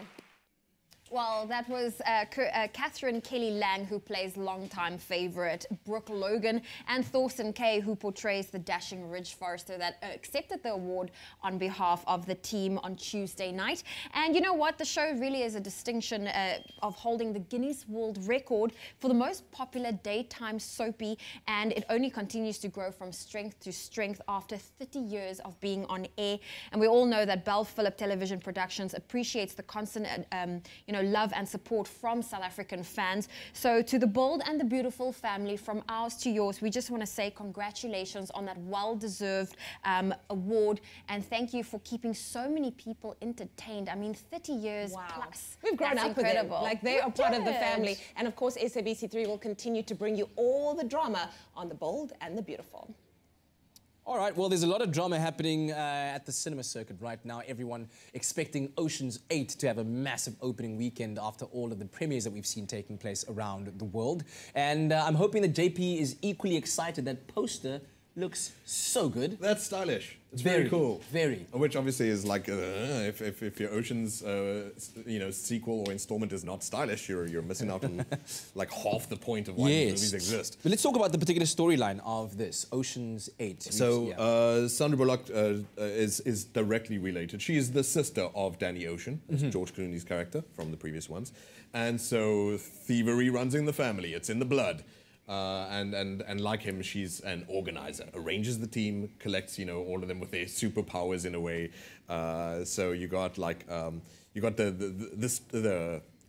Kate Blanchett, for instance. Well, I was going to try and say what you call them. So you have like the street pickpocket, which is Aquafina. You got Rihanna, who's the hacker. You got Kate Blanchett, who's her like partner in crime for years now, and she spent 5 years in jail for previous crimes, devising this plan. Yeah, just sort of like unpacking it. So she has no plans to go, on the straight and narrow. And the second she's out, what they want to do is steal this necklace that's $150 million. And get that onto Anne Hathaway's neck, who's playing this character who is a bit of an obnoxious Hollywood type who's going to the Met Gala. So the trick is get that on her neck so that they can get it off. But I think if we show you a little clip, she lays it out for you, like in front of the whole team quite nicely. So all right, cool. Let's do that. Roll camera. In 3.5 weeks, the Met will be hosting its annual ball, celebrating its new costume exhibit. And we are going to rob it. Not the ball itself, but a very important set of diamonds that will be attending the ball. On the neck of Daphne Kluger. Who Rose will be dressing. The Toussaint? Very good. Once Daphne is inadvertently on board, we can then get the necklace out of the Cartier vault, hack the Met security system, thank you, Nineball, and infiltrate the gala, considered to be one of the most exclusive... The most exclusive. The most exclusive party invitation in America. So go home, get your affairs in order, because tomorrow we begin pulling off one of the biggest jewelry heists in history. Oh yeah. Even the music is like very, okay, we know. Speaking of music, I'm gonna ask you to replicate what you just did while you were watching that, because you saw Helena Bonham Carter, I said Sweeney Todd, and you got all giddy. Hello, Mr. Todd. One of my favorite musicals, okay? I'm a nerd like that, sorry. Anyway. The behind the smiling face, that's just running 24 hours a day in this guy's head. Joanna's playing right so, now. I mean, you couldn't ask for a better cast. Like you said, Kate Blanchett, like she's a gift to us, to humanity as an actress. Yeah. Also there, I forgot to mention Mindy Kaling, Helena Bonham Carter that we saw. So it's all-star, it's A-list. These people are tried and tested, they do just fine. Which I think is a bit of a saving grace for a movie that how different can you expect it to be as the fourth one? And also as a heist movie, it might not be fair to say, but like, heist movies, they're pretty much like a certain type, there's a certain speed, there's a certain sort of amount of stakes that go in, there's a certain amount of right turns and left turns that you expect them to take. So these don't necessarily get super creative or anything like that. So in that way, nothing you haven't seen before, but at least like the comedy is cute, it's fast, it's like off the cuff kind of thing. And although I would say, like, I'd prefer if the original director, Steven Soderbergh, had been on board for this one, because he brings what is a certain aesthetic. Like, the editing's a certain style. It's almost like someone's drawing cards, and, the kind of quick, punchy sort of humor. But maybe that was the exact point of it, to have somebody with such a different point of view that it would feel like a different franchise. Yes, of course, it's based on the same thing, but irrespective, even if it feels, a bit carbon copy in some places, and in some places a bit lacking of that certain polish that the original one once had, thanks to the director, not to the actors. At least you've got this cast that's going to hold it up. Anne Hathaway, by the way, steals the show for me. Really? She plays this character who's supposed to be a bit of a prima donna type. She's not over the top irritating as this starlet, but yeah, she's got to walk this line between almost being a bit of a villain and being lovable at the same time. That's maybe a weird problem about this movie. It doesn't have a central villain, but at least it still has some of the other mechanics of the previous ones where you've got there's a heist inside the heist. Don't be distracted by okay. I see what you do. Don't give story. too much away now. No, what you can give to us is your popcorn score out of 10. How much? Yeah, for a sequel to a sequel to a sequel, 7 out of 10 is not bad. Ooh. I'm going to get dragged by some people. There was a guy in our cinema who 6 times, by the way, this is his summation of it was yes, like 6 times. I think that's a good thing. Or you need to see a doctor, I don't know. I'm done. Well, with the mission to lift $150 million worth of jewels from the Met Gala is no easy feat, and Sandra Bullock and Cate Blanchett, they will be heading that all-female crew. Now, Ocean's 8, it is coming out, and we would love to make you and, well, at least 5 of you the lucky winners of an Ocean's 8 swag hamper that's packed with T-shirts, travel gadgets and gear, accessories and more, all valued to 2,500 Rand. And all you need to do is find the competition post on our Facebook page, head on over to Expresso's Facebook page, and post a picture of you and your squad looking fresh and on fleek, and that competition will close on Tuesday, and those T's and C's do apply. Well, still to come on your Feel Good Breakfast Show, we're doing our Baby Talk segment, and it's all about early sensory development. And then the men are back. It might be a chilly morning here in the Western Cape, but you know what? They are going to bring the heat. It's the Boston Gay Men's Chorus, and they perform after the break.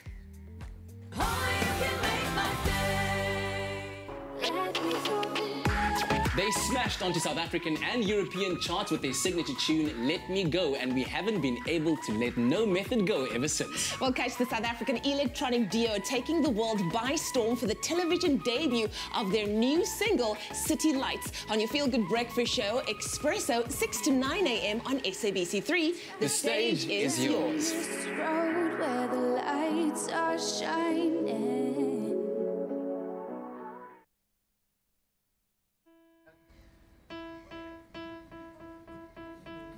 Shosholoza,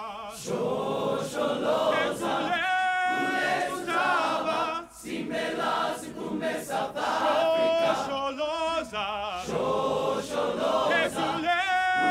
Ulestaba, Simela, Sikume, South Africa. When you yabalega, Ulestaba, Simela, Sikume, South Africa. When you yabalega.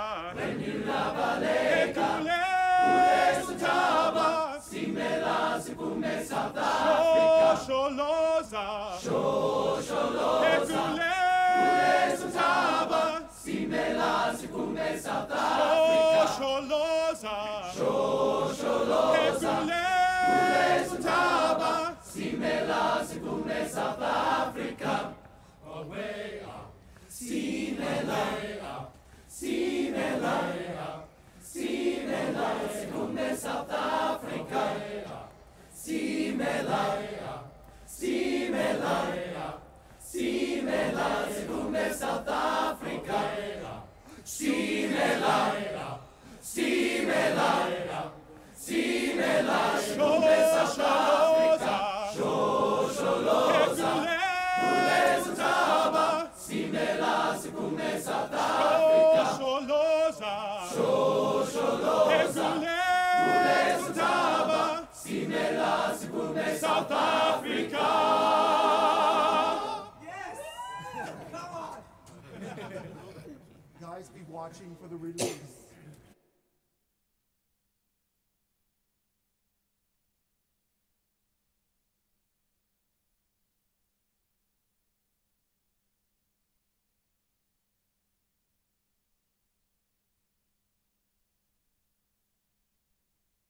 It's my feel-good breakfast show. Happy birthday, a very happy birthday to you. Oh, well, we certainly want to wish wish you a happy birthday. Welcome back to your Feel Good Breakfast Show. Now, we know every day millions of people are celebrating their birthdays. So we're going to take a moment to welcome today, the 21st of June. And if it's your birthday, wish you a happy birthday alongside some celebs. Absolutely. Prince William, the eldest son of Prince Charles and Princess Diana, celebrates his birthday today. He is second in line after his father to be the next British monarch. So happy birthday. And someone making news is Chris Pratt at the moment, also celebrating his birthday today. If you did not hear his 9-point acceptance speech at the MTV Awards earlier this week, you do yourself a favor and go and check it out. But I mean, he is starring in Guardians of the Galaxy, also in the new Jurassic World film that's currently in cinemas. So happy birthday to Chris Pratt. That's right. And we would also like to wish Kyla Orenser a very happy 24th birthday. So looking absolutely wonderful there. And then, of course, Mami Power, Waleratu Tlapi and Chandra Barnard celebrating their birthdays today as well. There they are, looking absolutely wonderful. May your day be filled with so much love, lots of presents, and of course a year full of blessings and prosperity. That's right. Well, happy birthday to you. And if it's your birthday you'd love for us to wish you, why don't you head on over to our social media pages with that hashtag Expresso Show, include a photo, and we could be wishing you a happy birthday too. Well, if it is your birthday today, we are celebrating it with you, and we have a gift that comes perfectly wrapped in at least 70 bow ties, okay? The Boston Gay Men's Chorus are here on their South African tour, and they've certainly taken on a little bit of Mzansi magic with them. Here they are performing Shosholoza. Shosholoza, Shosholoza, Kulezutaba, Simela Sipume South Africa. Shosholoza, Shosholoza, Kulezutaba, Simela Sipume South Africa. When you yabalega, Kulezutaba, Simela Sipume South Africa. When you yabalega, Kulezutaba, Simela Sipume South Africa. Shosholoza, Shosholoza, Kulezutaba, Simela Sipume South Africa. Shosholoza, Shosholoza, Kulezutaba, Simela Sipume South Africa. Away up, Simela, Simela, Simela Sipume South Africa. Simela, Simela, Simela Sipume South Africa. Simela, Simela, Simela Sipume South Africa. Shosholoza, Kulezutaba, Simela Sipume South Africa. Shosholoza, Shosholoza, Kulezutaba, Simela Sipume South Africa. Give it up, ladies and gentlemen. Beautiful. Wow, wow. What a way to start a Thursday morning. I absolutely love it. That was very well performed, guys. You made us all proudly South African. Ruben, you can come chat to me once again. So, give me a bit of a history of the chorus's musical identity. It comes all the way back from 1982. 1982, we were formed. Back then, it was wild because people didn't want to identify as being gay. And one of the great things about the chorus was showing that there was a gay presence in the city of Boston. You know, it was so powerful at the beginning just to walk out on stage and say, we are the Boston Gay Men's Chorus. Yes. From that time, we've gone through AIDS, we've gone through equal rights marriages, and we've been on the forefront of pushing social justice from the very beginning. We have trans people in the chorus. We are open to everybody. Yeah, and you've toured around the world and chosen South Africa as your destination. Now, why South Africa? Well, because the people here are so wonderful. And because music is so important to the culture here. We've had the chance to see so many different parts of South Africa instead of just being in Cape Town, but to go to all of the other places that we've been to and to see all the different kinds of lives here. And hopefully we've managed to bring something to them because we know that we have certainly learned a lot from being here. Yeah, oh wow, yeah. I was actually going to ask that, what is it that you think as a group and perhaps for yourself personally, you'll take away back home with you from South Africa?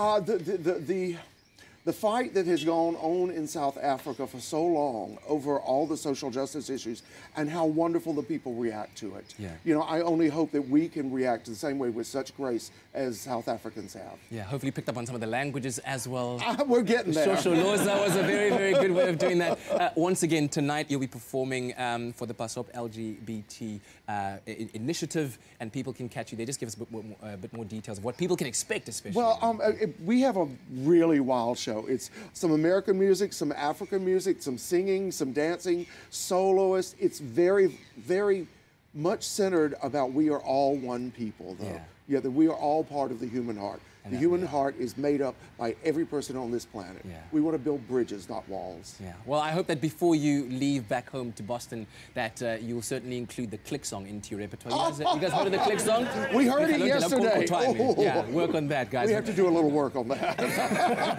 Well, I hope that you enjoyed it, certainly, and do go and support that show at the Langa Community Hall this evening, and link up with us on our social media websites and our platforms and let us know what you thought about that performance. Thank you very much once again, gentlemen. Wonderful stuff.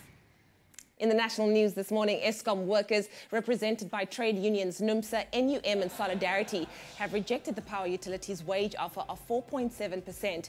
The unions say they are consulting their principals on wage negotiations. Unions are demanding a 15% increment. Eskom made the 4.7% offer on Tuesday after initially making no offer at all. The power utility did not need to implement load shedding yesterday and thanked all customers for using electricity sparingly during this period, which was of great assistance to pull through the evening peak. Rand Water has launched the first phase of its mobile generator farm, which will help prevent water supply interruptions in case of load shedding or power supply cutoffs. Last month, residents of several towns, including Vanderbijl Park, Vereeniging, Mogale City and parts of Soweto and Roodepoort, were left without water for days due to cable theft that impacted one of Rand Water's pump stations. Rand Water's Chief Operating Officer, Sipho Mosai, says the generators cost about 3 million rand. They will not have a 100% pumping capacity, but at least 50%. Now, moving further abroad, 24-year-old Brian Gita has reportedly become the first Ugandan to win the prestigious Africa Prize for Engineering Innovation after he invented a device which tests malaria without drawing blood. Gita invented the device after 3 blood tests failed to diagnose his own malaria. The device is called Matibabu, which means treatment in Swahili. It examines the red blood cells of a person when clipped onto the finger without any blood being drawn or any specialist knowledge needed. Results are available within 60 seconds. And then finally, US President Donald Trump has bowed to public pressure and signed an executive order promising to keep families together in migrant detentions. Trump reversed his own policy amid international fury over the separation of undocumented parents and children. He said he had been swayed by images of children who've been taken from parents while they, the parents, were jailed and prosecuted for illegal border crossing. Earlier, he had urged lawmakers to pass a bill ending family separations, but added the administration would continue its zero-tolerance policy. Well, that was your 8 o'clock news update. Here's a final look at what's happening in the world of sport with Kat.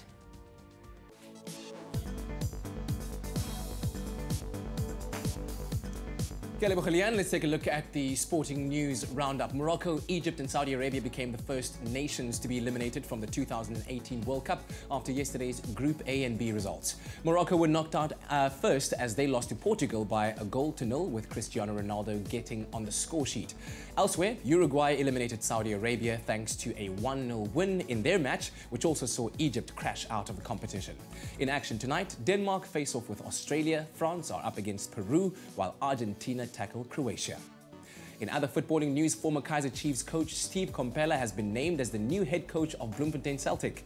The announcement comes 2 months after Komphela parted ways with Kaizer Chiefs following their Nedbank Cup exit after a 2-0 semi-final loss to Free State Stars. Now Komphela joins the Free State side on a 2-year contract with an option to extend by a year. Moving over to cricket, the Proteas women's cricket team started their T20 tri-series with two defeats yesterday as they lost to England and New Zealand. Up first, New Zealand set a record for their highest women's T20 runs total as they smashed 216 to help them to a 66-run win over the Proteas. And after that, England went on to set their own record as they hit 250 runs in their 121-run victory over South Africa. Finally, last month's French Open finalist Dominic Thiem suffered a shock round of 16 exit at the Hall Open yesterday as he lost to Japan's Yoichi Sugita.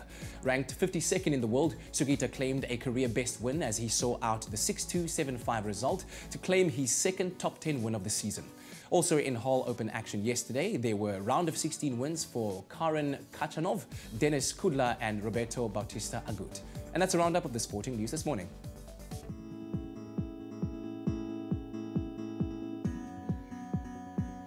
Well, let's take a final look at what to expect on your roads this morning. In Gauteng and Linwood, there's a stationary bus on the N1 southbound that's after Garsfontein Road. It's blocking that left lane, so please approach with caution. And that's a wrap of your traffic this morning. Turning air into pristine, clean drinking water. Cirrus Water, the future of sustainable drinking water. Well, let's get your Thursday morning underway by taking a final look at what to expect in your temperatures. We start off in Polokwane. Your minimum for today is 5 with a high of 22. Mbombela 10 with a high of 25. Pretoria 8:21. Johannesburg 6 with a high of 20. Mahikeng 6:23. Klerksdorp 5:24. Bloemfontein, Kimberley 2 with a high of 25. If you're in Bloemfontein today, 0 is your minimum, 23 your maximum. Richards Bay 14:26. Pietermaritzburg 10 with a high of 25, Durban 18 with a high of 24, Mthatha 4:25, East London 12:24, Cradock 1 with a high of 24, Port Elizabeth 11 reaching a high of 23. Partly cloudy in George today, a low of 10, a high of 22. Sutherland 1 reaching a high of 12. Cape Town 12:16. Worcester 5 with a high of 17. Springbok 3:18 and Uppington sunny conditions with a low of 3 and a high of 23 degrees Celsius expected for today. Well, I hope you have a fantastic Thursday, and that's where we leave your weather on your Feel Good Breakfast Show. Well, we have 70 incredible voices on your Feel Good Breakfast Show this morning. We're joined by the Boston Gay Men's Chorus, and of course, they were formed in 1982, and they're on their South African tour. We want to know from you, what did you think of their performances this morning? Let's start off with Malebo, who says, that was beautiful. I'm rating them 100%. Yes. Josephine says, the Saints can continue marching on Expresso. Love the fact that they provide for the deaf too. Amina says, wow, outstanding performance. God bless everyone. Busisi says, they killed it. Such a nice performance. And then Kanisila says, yes, I really enjoyed the performance. Shanae says, good morning, fam. Their performance was marvelous. I couldn't agree with you more. And I told you it would be incredible. So wonderful having them on your Feel Good Breakfast Show. Like a cat. All right. Listen, we're admiring this beautiful sunrise that we are so privileged to wake up to every single day. I hope it brightens up your day in some way, but we're going to take a quick break. When we come back, baby talk, early sensory development. So for all those parents and parents-to-be, time to take notes. And if the beautiful sunset's not good enough for you, well, we have Jay Something. He's joining us. He's going to be in the kitchen sharing his baking wisdom, and ladies, it will definitely give you a good Thursday. Did you go out last night? No. That's why? a sunrise, not a sunset. Oops, I mean sunrise. Join the party on Top Billing this Saturday as actress Relebohile Mabocha brings the fireworks in her new starring role. Better than shopping Fifth Avenue, Jeannie's making her own runway-ready couture. And after dreaming of building their fantasy home for years, the Mushwana family fulfill their dream. You can see the Mushwana home this Saturday on Top Billing at 6 p.m. or repeat Sundays at 12 noon. Cheers! The stage is yours. Cheers! Cheers!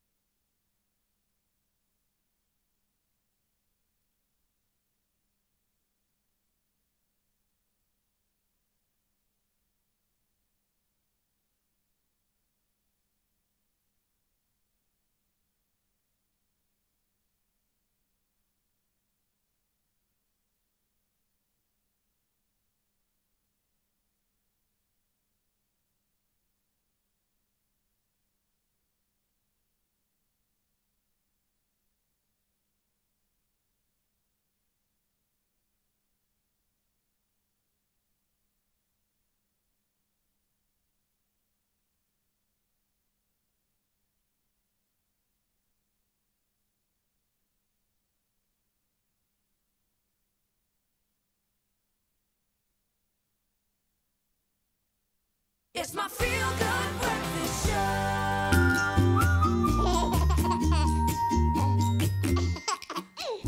Yes, as you can see, I'm very excited for this segment in the show. It's time for Baby Talk. And as babies, of course, grow through their first year, they slowly start to make sense of the world around them. Now, guiding them responsibly through this period is a very, very crucial job for every parent out there. And this morning, we're joined by occupational therapist and co-founder of Jump, Leap, Fly, Lord Bruvard, who deals with this topic quite extensively in her parenting book, Groovy Adventures. And we're talking all about early sensory development. And of course, as always, you can give us a call on 0214309881. Ask your questions and engage with us. It's great to have you here, Lord. Thank you. It's awesome to be here. The vibe is so cool. Absolutely, isn't it? Every single morning it's like this. You should come have coffee every day. I should. Now, I think parents do tend to get overexcited, perhaps themselves overstimulated when it comes to preparation for baby's arrival. And it can lead to a lot of overstimulation for the child. Help us to not do that, to go about it in the right way. I was one of those parents, yes. so, and I think you're going to be one of those parents too, because I can see you love like loud colours and bright things, and you just want to stimulate your baby Absolutely. and make the room look awesome. And I mean, my first baby's room was like way overstimulating. No wonder she didn't sleep.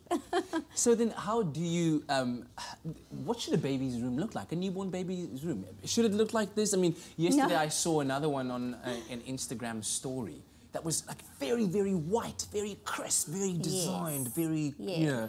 What should a baby's room look like? I think when you're looking from a sensory perspective, you really want warm, neutral colours. So just with like any sensory input, input can be calming or it can be alerting. Yes. So for a sleep room, you really want the input to be calming. So choosing calming colours like blues, for example, like in the picture here.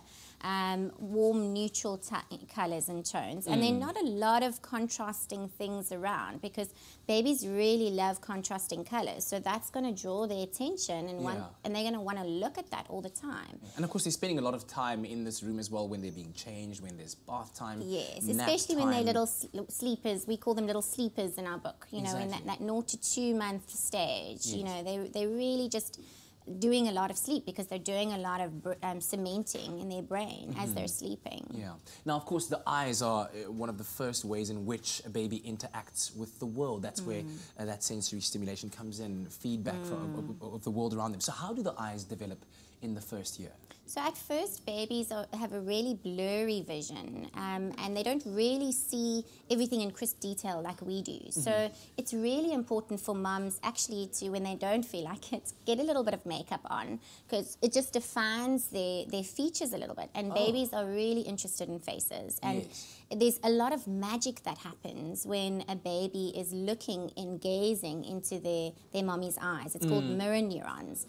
And these mirror neurons is so important for bonding, so important for attachment, which can actually impact a baby's social relationships into adulthood. So, you know, making sure that mum is wearing something that's really plain and sitting against something that's really, really plain and that's contrasting from their background will help a really little newborn focus in and really make the most of that gazing opportunity. Yeah, and then at some point I'm sure you want to start introducing toys so that along with their eyes they can start developing things like hand-eye coordination. They can reach out and pull them and give them to you and that kind of thing. When is the right time to introduce toys? I really want to encourage parents not to introduce toys too early. In the first sort of 2 to 3 months, we call them sleepers, rollers and creepers in our gap groups and in our books. We just really need mom. That's all you need. They just need your mom or your dad or the caregiver and the face. That's all they really need. So bringing in toys in that stage is actually, it's overstimulating for them. And then when you do bring in toys around sort of this creeper stage when our gap group starts, that's when we can then bring in faces, strong contrasting colors, so lots of blacks and whites. Lots of reds, the primary colors are really nice. And just one toy at a time, or a toy that does one thing. So if it's music, just music, not music and visual together, because then it helps the baby to really just hone in and focus on what bought one thing at a time. And when it comes to the baby toy industry, the spectrum of what's available out there is very wide. You get from the very simple, I mean, even the other day I saw a little wooden block with wheels on it that you just pull around, and then you go to the other side and it's these amazing gadgets that even end up in tablets and interactive games there. How simple should you keep it? Because I mean, I feel like when I was growing up, things like playing with bricks and pushing them around and pretending that those were trucks or cars or whatever, or playing marbles, that kind of stuff was stimulating. It helped you to develop your imagination. Are we losing that a little bit by kind of buying into what the toy industry is all about? Absolutely. I think so. Often the box that the toy came in is more entertaining than the actual toy. And a big ethos of Jump, Leap, Fly is that you don't need a lot of money to stimulate your little one. So the best toy store in my house is the recycling bin. Go and dig in there and have a look at what you've got in there, because so much of that can be used to stimulate them. So things like egg cartons, love those. Those can be hammered, or they can be used to sort things into even those toilet roll inners that comes in the roller towel or in your tin foil. Those can be used as telescopes. They can be used as little fishing rods that you can fish with. So for me, and the book is filled with hundreds of activities for parents to look around their homes and what do they have, and just using that to stimulate their little ones rather than going out and buying expensive toys. Yeah, as I said earlier on, remember you can give us a call on 021-430-9881. Baby Talk, we talk about early sensory development. I was speaking to my partner the other day and I said, I want to be the kind of dad that, like early in the morning when it's chilly and crisp like this, I want to put a pair of tackies on him and let's go out and run. Let's run until we're tired, until we're out of breath, and let's fall on the grass and itch from the grass, and let's play outside. I hope for your sake you get a sensory seeker. Well, you know what? No, I won't force him. I'll gently nudge him in that direction. Well, I'm glad you say that, because I was exactly like you, Katlego. I mean, my child's first birthday, she hates it because she was a very sensitive little one, and I was a sensory seeker, and I couldn't wait to make pink spaghetti and really overstimulate her. I don't think she did one of her party activities. And so to that end then, and we'll touch on it when we come back now, but the development of senses that are linked to texture, you know, feeling something rough, feeling something smooth, and we'll talk about the taste buds and all those kind of things and how parents can help their little ones to develop in those early stages. Thanks so much for joining us, Lords. This is very, very exciting for me. 021-430-9881 is the line that is open for your comments and your questions on Baby Talk. Well, very excitingly, the live final for the Lancewood Cake Off 2018 is fast approaching. On Thursday, the 5th of July, the 3 finalists, as voted for by you, will have to make their cake creation live in studio. Now, the winner will walk away with a dream prize of a trip to New York City worth 150,000 Rand. Mind blown. But to come out tops, they will have to impress a very discerning panel of judges. Now, last week, we met the first of our 3 finalists, but today it's our turn to get to know Somikazi Zulu from Mount Aleph, whose black velvet Oreo cake earned her a place in the final. Now, it's a nerve-wracking experience, but Somikazi has a legend in her corner. Wait for it, the amazing Jay Something, everybody! Oh my gosh! He is going to be mentoring her on the big day. Team, babe. Morning! How are you guys doing? We're doing great. Somikazi, you need to be doing great. You've got an incredible secret weapon. How are you feeling ahead of the finals? I'm feeling nervous, but mostly I'm very excited. I'm happy to be working with him, though. Yeah, no, definitely. It's levels, like I say. Yeah. Jay, you naturally have probably seen some of the best cakes out there. When it comes to that final creation, what do you, or not even the final creation yet, let's talk about the finalists in general, because there's 3 incredible ones. What are your first impressions? Yeah, I think overall it's been really impressive and actually quite overwhelming for me to see, firstly, the number of entries that we got, and I think the level of quality of product that we actually got in the final. Yeah. I think all 3 top cakes are amazing. Wow. I obviously think that our cake is the best. But I think that what this campaign has done is just like make it more, kind of like more normal to bake, you know? I think it's made people like understand that it's like not just a once-off thing, it's not just a scary thing, it's actually quite achievable. So very, very encouraged by. I have so much respect for bakers because I it's know, a right? science. No, it's not totally. the hoye biki hier, hoye biki daar, and sidar. You know That's what I'm why saying? I've never really been a baker. It's amazing. Now, here's just some information on this gorgeous Somikazi. You're a single mom to a 5-year-old daughter, Lulo. You've got a full-time job and you also run a small cake business on the side. With all of that going on, what motivated you to take part in this competition? I think what motivated me the most was my little girl. You know, she's looking at me. I want to be inspiration. I want to be an inspiration to her. Yeah. As to how I do it, it's not easy, I tell you, being a mother and having a business. But I think my faith in God and believing what I have is a gift. Yeah. So it just helps me through. I love it. I love it. Of course, the end goal would be winning that Of 150,000 rand course, prize. of course. But is this something you hope to take further? I know you've got a small cake business on the side, but surely this has aroused some more passion for baking within you. Yes.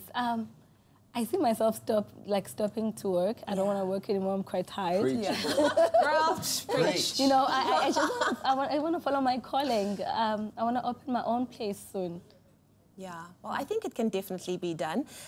Jay, something, when it comes to mentoring, what do you think the most important tips you could give one of the finalists would be? I mean, there's so many different things. I think that, you know, mentoring somebody, you probably know more about baking than I do, which is the weird thing. I think that what I can help with is just to understand what it will take to kind of be a winner. You know? And I think it's sometimes just being focused and staying true to yourself and putting out a product that means something to you, and people buy that. People bite into that. Yeah, people taste that, man. You know, you can really taste passion and love and story, and I think that's what she's got. I think she's got depth to a story, and I think there's a lot of meaning.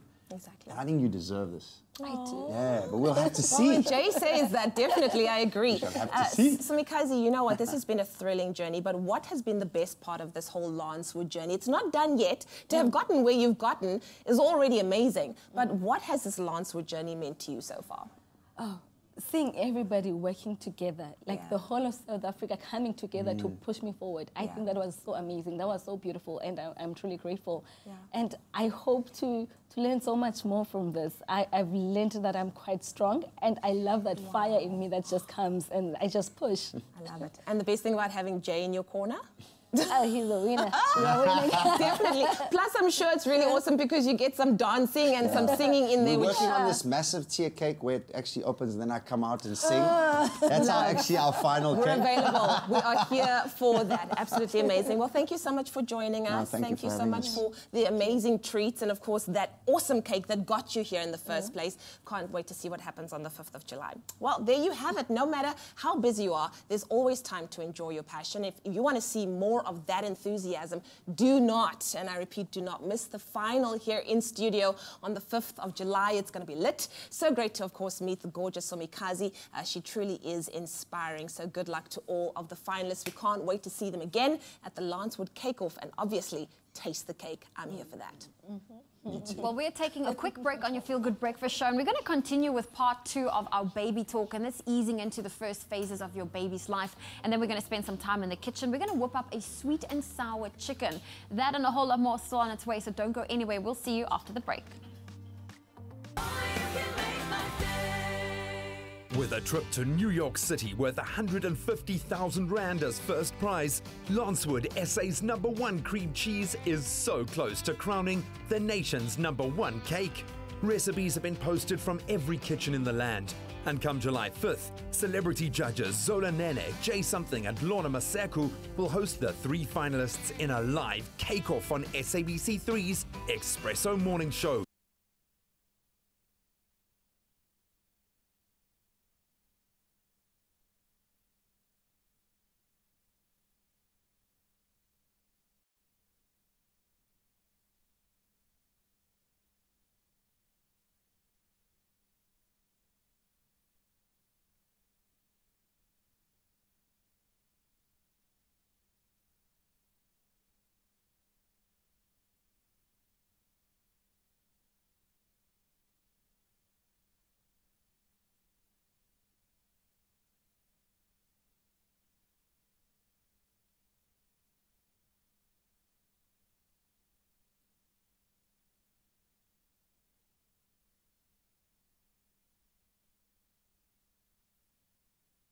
It's my feel-good breakfast show.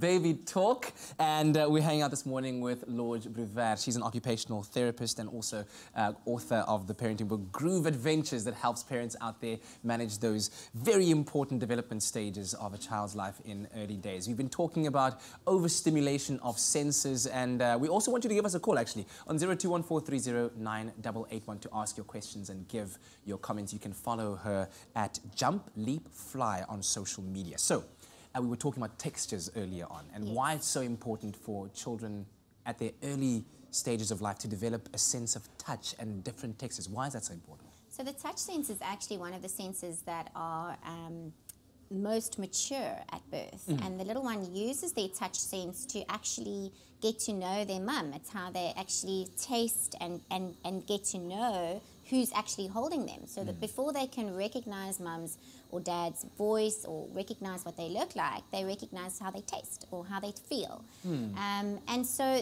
this touch information feeds very much into their body scheme or how their body looks and feels, which is the sort of foundation for gross motor skills, fine motor skills. So if their touch senses aren't very mature, they're not going to know how hard to hold the pencil or how hard to press when they're drawing, when they're older. Okay. So it starts at that really young age. We've got a caller on the line. This is Amber from Mpumalanga. Good morning, Amber. Good morning, Kat. How are you? Very well. Thank you so much for the call. You can go ahead, ask your question or give us your comment on the topic of early sensory development. Okay, our little grandson, he'll be 2 in September, but he's not speaking as he should. And he catches, he catches a tantrum with his mommy, but he doesn't do it with us. Now, the problem is she's Afrikaans and we're English. So she asked me to talk to him in Afrikaans, which I do, so that he doesn't get confused with the languages. Now, I'm very worried because he's not talking like he should, and the tantrums are driving her crazy. She's in a terrible state. Brilliant. Thank you so much for sharing that with us, Amber. What's your response to that, Lord? So I think the temper tantrums are linked to the delay in the speech, and so that can make a little one very frustrated, especially the inability to articulate a problem. Absolutely, if they can't communicate. So I definitely would suggest using gestures to help bridge the gap between the verbal communication and the non-verbal communication. So using a lot of gestures. I like that Mum has asked her to speak in one language. So if there is a potential for a language delay, it is best to just use one language, at least initially. But if there's if there's no indication for language delays, it's really nice to have different languages. So I don't want mums to think everybody must speak, one language to their little one.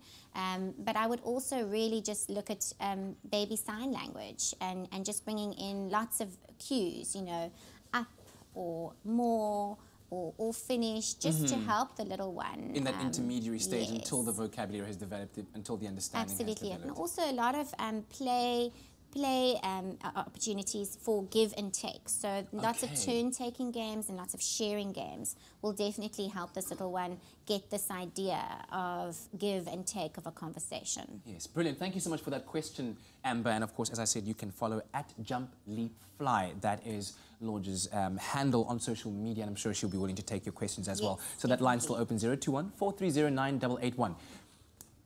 One of my big desires and dreams as a parent is to have my child speak as many languages as possible. What's the best way of doing it without overstimulating or overloading them? I've seen YouTube videos and they say there's this kind of program to learn languages, there's that kind of program. Listen to this audio tape.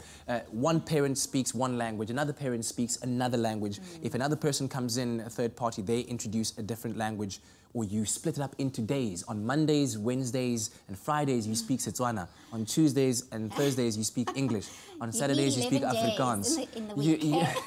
We have 11 official languages. I'm overstimulated just thinking about it right now. No, I think the best advice there is consistency. So, and the best thing to do is to stick to your own mother tongue. So if your mother tongue, whatever that is, speak that to your little one. But if your wife's is different to your mother tongue, then let her consistently speak. So when engaging with the little one, you consistently speak that language. And if you're wanting to introduce other languages, to get someone who is, so if you've got a caregiver who's Xhosa, I know with my little one, her nanny spoke Xhosa to her.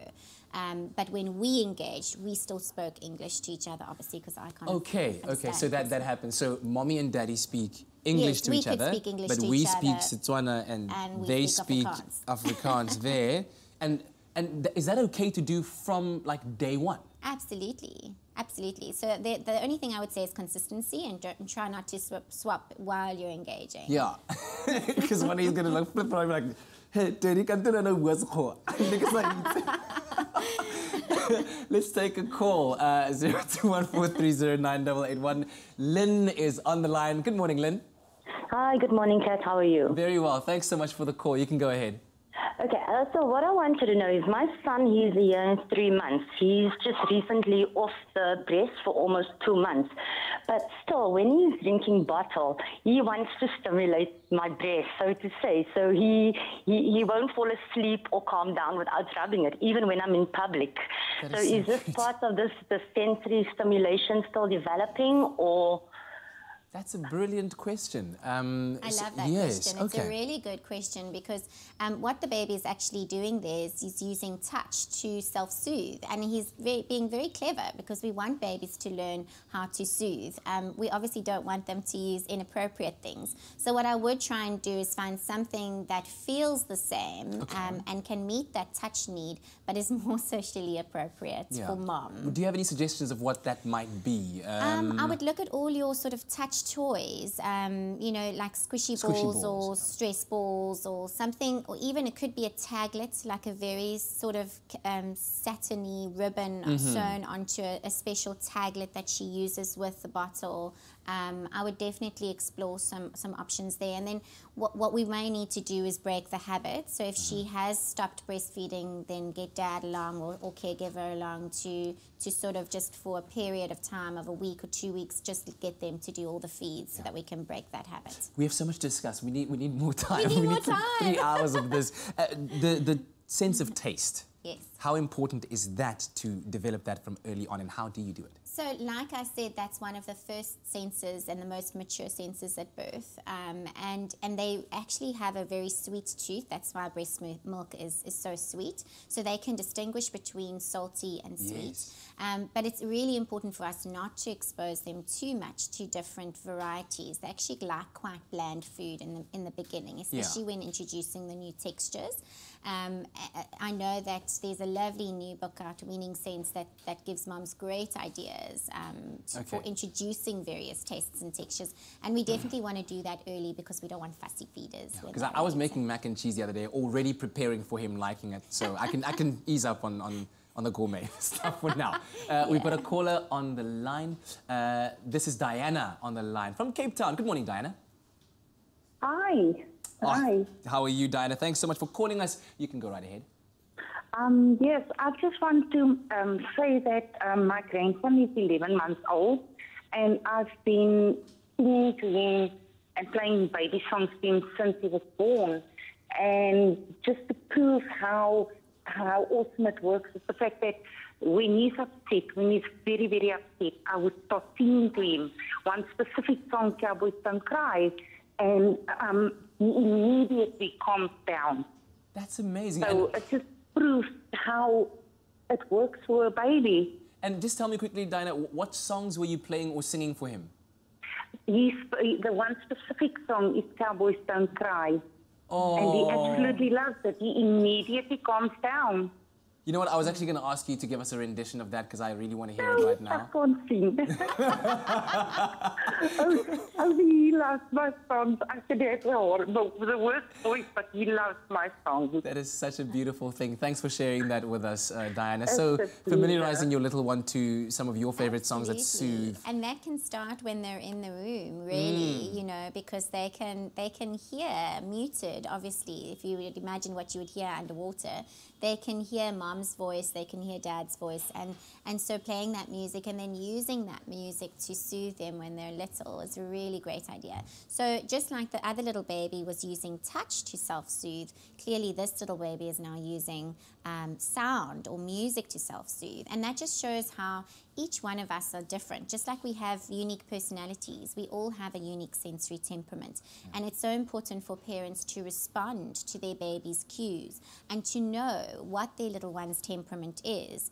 And I feel that parents often miss these very tiny little cues that babies give us. Little things as subtle as the scrunching of a nose or looking away from mom or dad or hands flailing. You know, we can often miss those. And then when we, especially if our sensory temperament is very high thresholds and we love loud and bright, we might miss that. So we need to really hone in and watch them carefully and respond to those little cues. Yeah. Well, that's a beautiful way of summing it up. And I'm assuming if people would like to get a hold of the book Groovy Adventures, they can go on to @JumpLeapFly on social media, contact you there and get a copy. Thank you so much, Lord. Thank you. And thank you so much also to our callers for engaging with us in Baby Talk. Well, it's time for us to spend some time in the kitchen, and you've just joined us in time as we're ready to introduce you to a fun dinner meal. And we will be making a sweet and sour stir fry, and we'll be using the Be Well wok oil, which is great for high heat. And Leanne, you're going to kick it off by showing us how to make the dipping sauce for our crispy chicken. Exactly, because I think this one's going to need about 15 minutes to reduce. So these are our ingredients. We've got the Be Well wok oil, which I'm actually going to put into the pan. I'm going to prepare that for you so it gets nice and hot, because we want those chicken nuggets or pieces to fry nicely. Yes. And what's great about the wok oil is it works really, really well with high heat. Exactly, exactly. So in our little saucepan right here, we've got some brown sugar. We're going to throw that in. Nice there. We've also got some tomato sauce. That's going to go in there.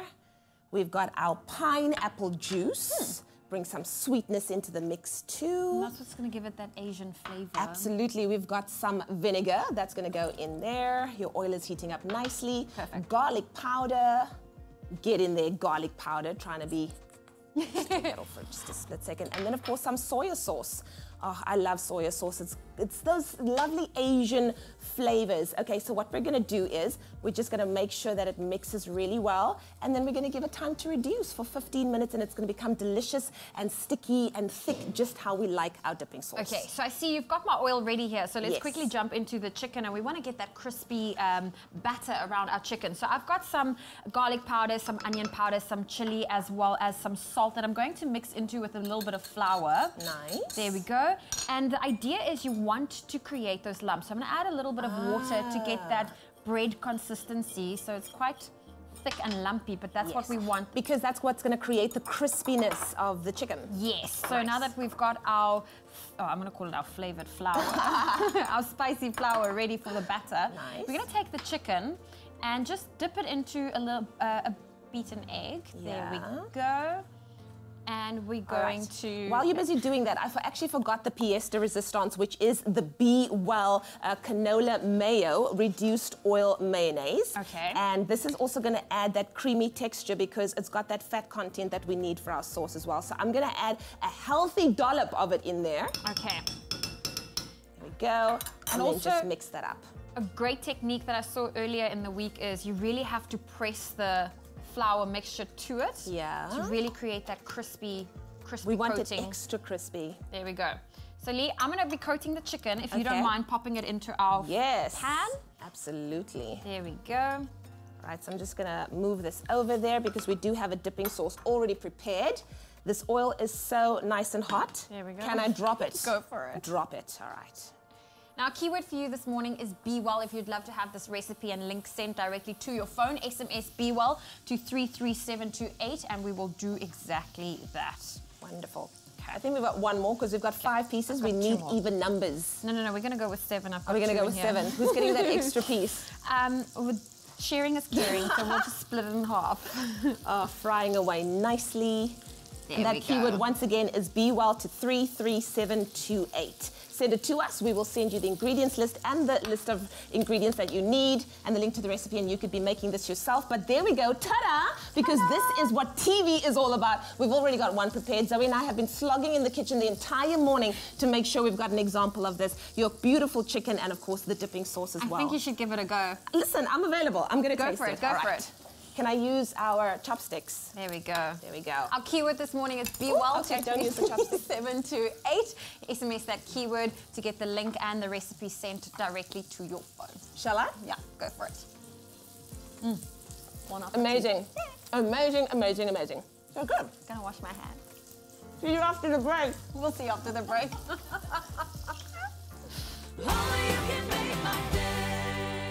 A moment of with a new McAfee white mocha.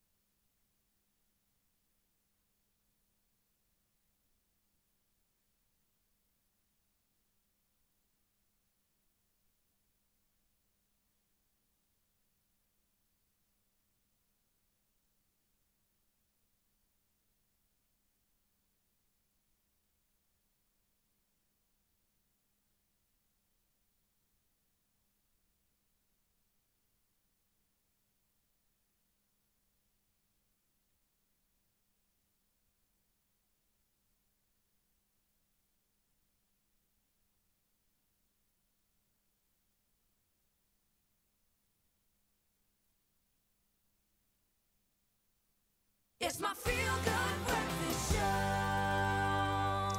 Welcome back to Feel Good Breakfast Show. It's Expresso right here on SABC3. Now, there certainly has been a huge hype on social media lately with Clover and the Whistling Chef's new exciting ready-to-eat meals. Today, we're speaking to brand manager Liesl Page of the Whistling Chef, where we discuss the exciting campaign and what was trending on social media recently with all the whistles and all the chefs walking around, and of course, find out more about this very exciting new meal range from Clover. Liesl, so good to have you on the show this morning.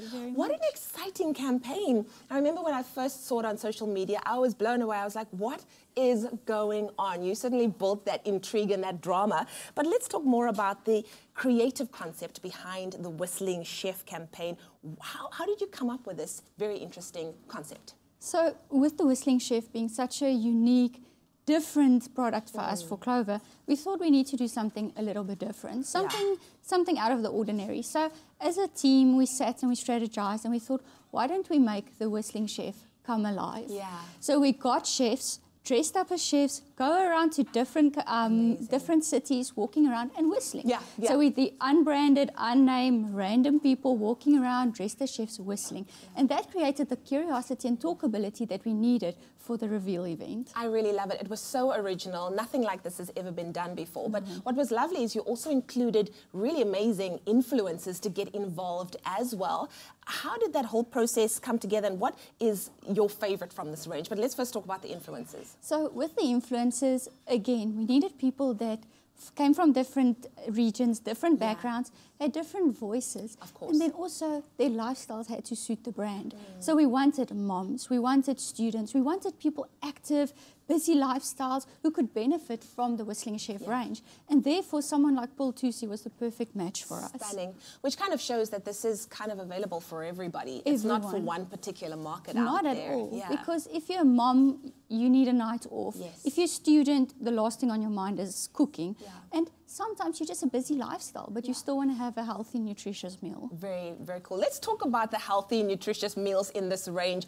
Which ones do you love the most? So for me, I love Alfredo. Yeah. The cream, pasta, mushrooms. Speaking my all language. me, yeah. So the Alfredo is definitely my favorite one out of them. Yeah. The packaging is also very unique as well. I mean, you pop it into the microwave, and then the very uniqueness that brought the whole Whistling Chef, kind of concept was the fact that it whistles when it's ready. It does. So with this, what we did is the technology we use is obviously a first to Africa technology. It's something totally different, innovative, and this also allows us to actually have this packaging whistle. So like you said, you don't have to pierce the film, you put it in the microwave. When your meal is thoroughly heated and warmed up, the packaging literally whistles. Yeah. And that's all you need. I absolutely love it. And then you also mentioned healthy and nutritious as well, which is huge on our list of requirements when it comes to our meals. It is. So with the Whistling Chef range, we looked at what can we do to make it different from what is the norm in the industry. So we added, there's no preservatives in it. There's added veggies. It's developed by food specialists. We use Clover quality ingredients and product in it to ensure that it's the best of the best. And then also for us having a 30-day fresh meal is what makes it different. Absolutely amazing. We love it. Thank you so much, Liesl Page, for being here with us and, of course, taking us through this incredible range and, of course, the creative concept behind it. There we go. Well, the range looks really amazing and so super tasty, and it certainly seems like it could be a crowd pleaser with a whole family and anyone looking to save time in their day whilst not losing out on freshness and flavor. So go out and get your hands on the new exciting ready-to-eat meal range and taste it for yourself, while, of course, it whistles. From beef lasagna to creamy macaroni and cheese, Clover the Whistling Chef's high-quality, ready-to-eat meals are made using trusted Clover cheese, milk and cream. It's SA's favorite home-cooked recipes, now prepared and conveniently packed with a variety to choose from. Added to that, Africa's first vac seal technology ensures they're kept fresher for longer for the whole family to enjoy. The Whistling Chef. Heat, whistle, eat, sing. It's as simple as that. Made with love by Clover. So with the weekend just around the corner, we've pulled together a super easy African recipe that uses a very versatile and in-season vegetable, the humble brinjal. Now, this is a great recipe option that can be used as a starter dish or a side dish, and also thanks to the high smoke point of Olive Pride, a blend of seed oils and extra virgin olive oil. The savory batter of the fried brinjal adds a perfect spice and a touch of pride to this fried treat. My man Keenan is here to take us through the step at Keenan's Kitchen. You good, man? I'm good, Very, very good. I'm looking forward to trying this out, because I've switched over into like a more plant-based diet. So this is exactly up my alley. So the first things we're going to do, we're going to have our aubergine, which is sliced. We're going to have it salted, excuse me, because aubergine's quite bitter, so the salt throws out the bitterness. So aubergine, brinjal, same thing. Same thing. Eggplant. Eggplant, it's exactly the same thing. So we're just going to absorb some of that extra salt. So we're going to season our eggs. So we're going to put some eggs in. We're going to dip it in the eggs, then we're going to dip it in some panko crumbs. So if you could just give that a whisk for me. I will do that for you. Two eggs spiced up. Yeah, I'll just get some oil in here. Get the oil hot because we need a nice hot pan. There we go. Excellent stuff. It's going to be an easy, simple process. Just going to pull that off the side. Alrighty. Now. So we're going to dip. Okay. Just dip in the egg. Get it in there. Okay. Oh, there we go. I'm actually just going to leave this right here so it doesn't... All the excess. Get it coated into the panko. And just coat it all in. Easy as that? Easy as that. I'm just going to put in one at a time. Okay, and we're excellent just stuff. Continue doing that. All right.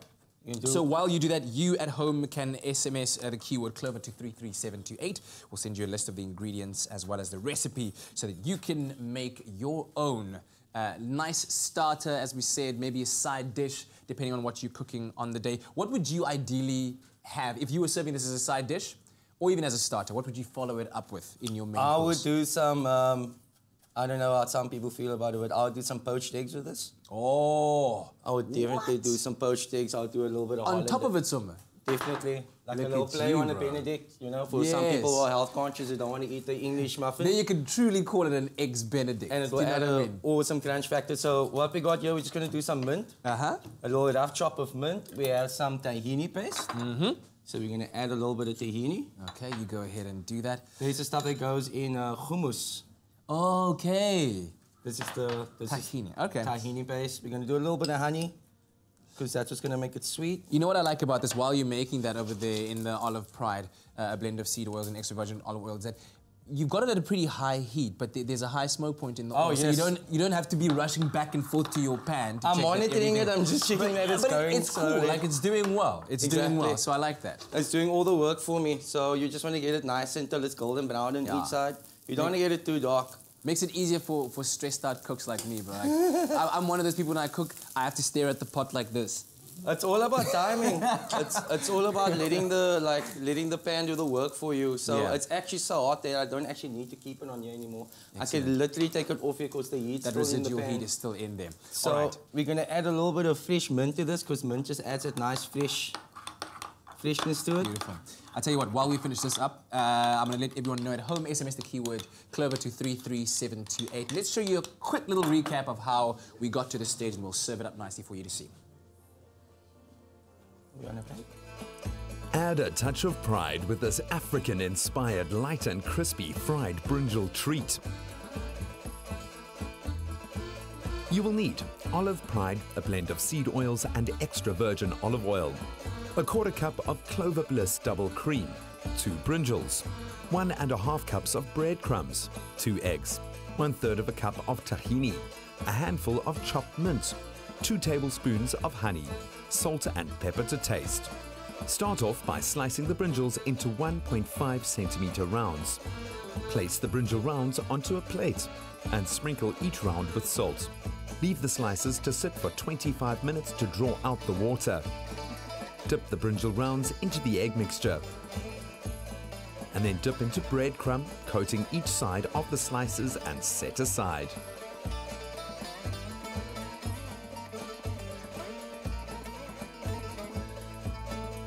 To make the sesame seed spread, add the Clover Bliss double cream to a bowl.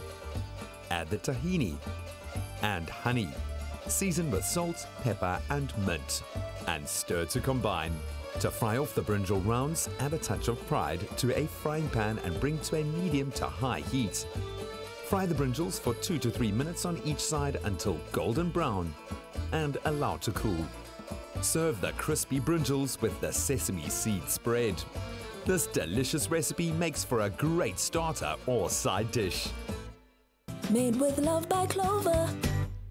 And just like that, you can add a touch of pride. SMS Clover to 33728, and we'll send you what you need so that you can also get that beautiful goldenness that's achieved around the brinjal with those panko breadcrumbs. So right now, just dish it up for me. Make it look nice. So we just add them out of the oil now. There we go. Just absorb any excess oil. So we just want a nice golden brown color on there. And of course, that lingering flavor of olive oil will be there as well. Because it's part of the ingredients. Exactly. Just like that. Simple. I always wonder how chefs do it. You just made it look so simple. Just like dollop and then ship, done. SMS Clover to 33728. Keen, thank you very much, Thank you so much. Awesome doing it. Thanks. Enjoy. I think I'll enjoy it as well. Olive Pride brings a touch of pride and the natural beauty of olive oil to your table. Made with love by Clover. Well, we are taking a very quick break on your Feel Good Breakfast Show. When we get back, the Boston Gay Men's Chorus, they're still with us on your Feel Good Breakfast Show. They're going to perform after the break.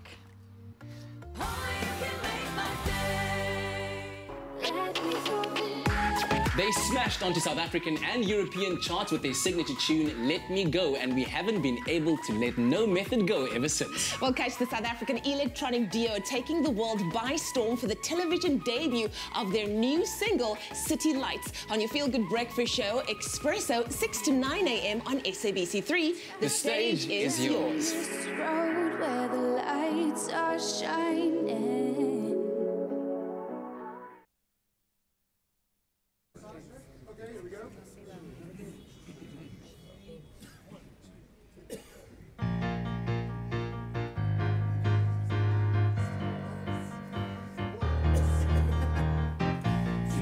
ever feel like a plastic bag drifting through the wind, wanting to start again?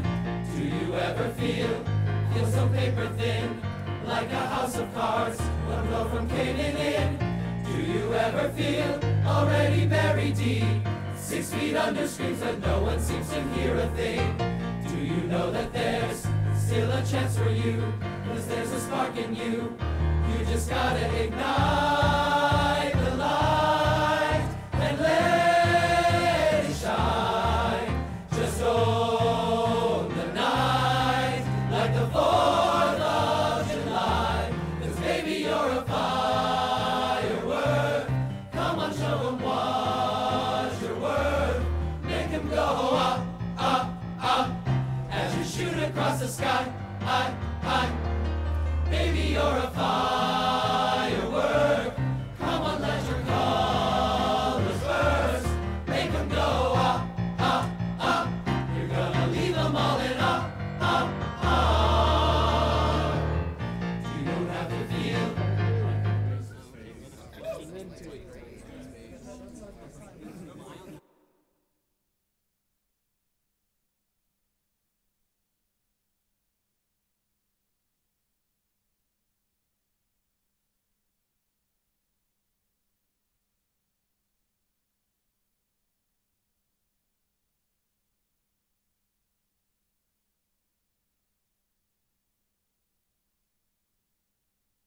It's my feel-good breakfast show. Happy birthday, a very happy birthday to you. Well, just as we end off your Feel Good Breakfast Show, time to honor a few more people having their birthdays. And I don't know about you, but the song, the Happy Birthday song, originally comes from the song Good Morning to All that was written in 1893. And let us know if you are celebrating a birthday today. Naledi says, happy birthday, lovely sister Lesejo Lodi. Belekazi says, Sandisiwe Siwe, my friend, also happy birthday to you. Anthea saying happy birthday. Jeff says happy birthday to Maxine. Let's go down here as well so we get, oh, look at here, there's a picture. Imogen saying happy birthday to Alton Jokums. And wow, look at that. Lucian Albertine wishing a very happy birthday to Larry Gabler, of course, from all of your friends in Cape Town and all around the world as well. You can always keep those birthday messages coming and, of course, show some love to all of your friends and family celebrating their birthdays today. All right, we've been having a grand old time with the Boston Gay Men's Chorus, and they've been enjoying their time on our studio, right? Yes? Yes. Loving it. So, Ruben, what does the rest of your calendar look like while you're here in South Africa? We sing tonight in Langa, then tomorrow night we have our last concert, and then Saturday we have our first free day. So we can all roam the streets of Cape Town and have a blast. And you're going to have a blast, and you're then heading back on Sunday. Have a safe journey. Thank you. Thanks so much for visiting us. And as I said, you can catch them live at the Langa Community Hall. That's at 8 p.m. tonight. That concert is free of charge to the public. So make your way there. And then go over to Web Tickets and get a ticket for the concert tomorrow night at 8 p.m. at the Hugo Lamprecht Music Center in Parow. And that's where you'll discover the magic that is the Boston Gay Men's Chorus. It's been amazing, and we hope that we can welcome you back again over and over again. The last song you're performing for us, one of my favorites. Oh, yeah. Katy Perry's Firework. Take it away.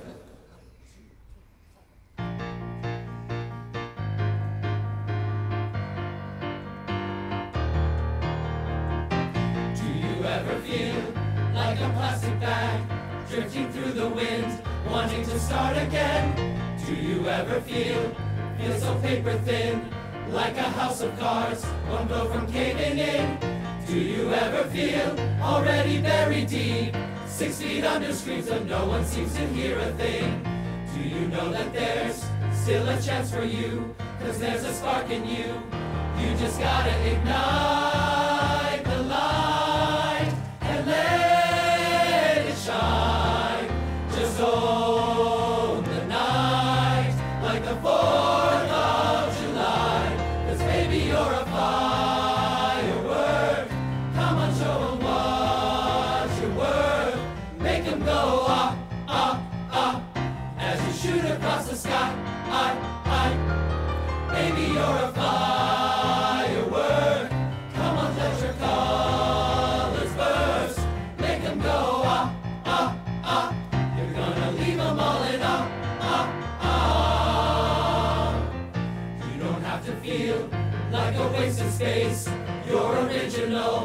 cannot be replaced. If you only knew what the future holds after a hurricane comes a rainbow. Maybe the reason why all the doors are closed, so you can open one that leads you to the perfect road. Like a lightning bolt, your heart will glow, and when it's time you know, you just gotta ignite the light and let it shine. Just own the night like the 4th of July. 'Cause baby, you're a firework. Come on, show 'em what you're worth. Make them go up, up, up as you shoot across the sky. Baby, you're a firework. Come on, let your colors burst. Make them go up, up, up. You're gonna leave them all in up, up, up. Boom, boom, boom. Even brighter than the moon, moon, moon. It's always been inside of you, you, you. And now it's time to let it through. 'Cause baby, you're a firework. Come on, show 'em what you're worth. Make 'em go up, up, up as you shoot across the sky. Baby, you're a firework. Come on, let your colors burn. Expresso Morning Show, made with love by Clover. Another feel-good production.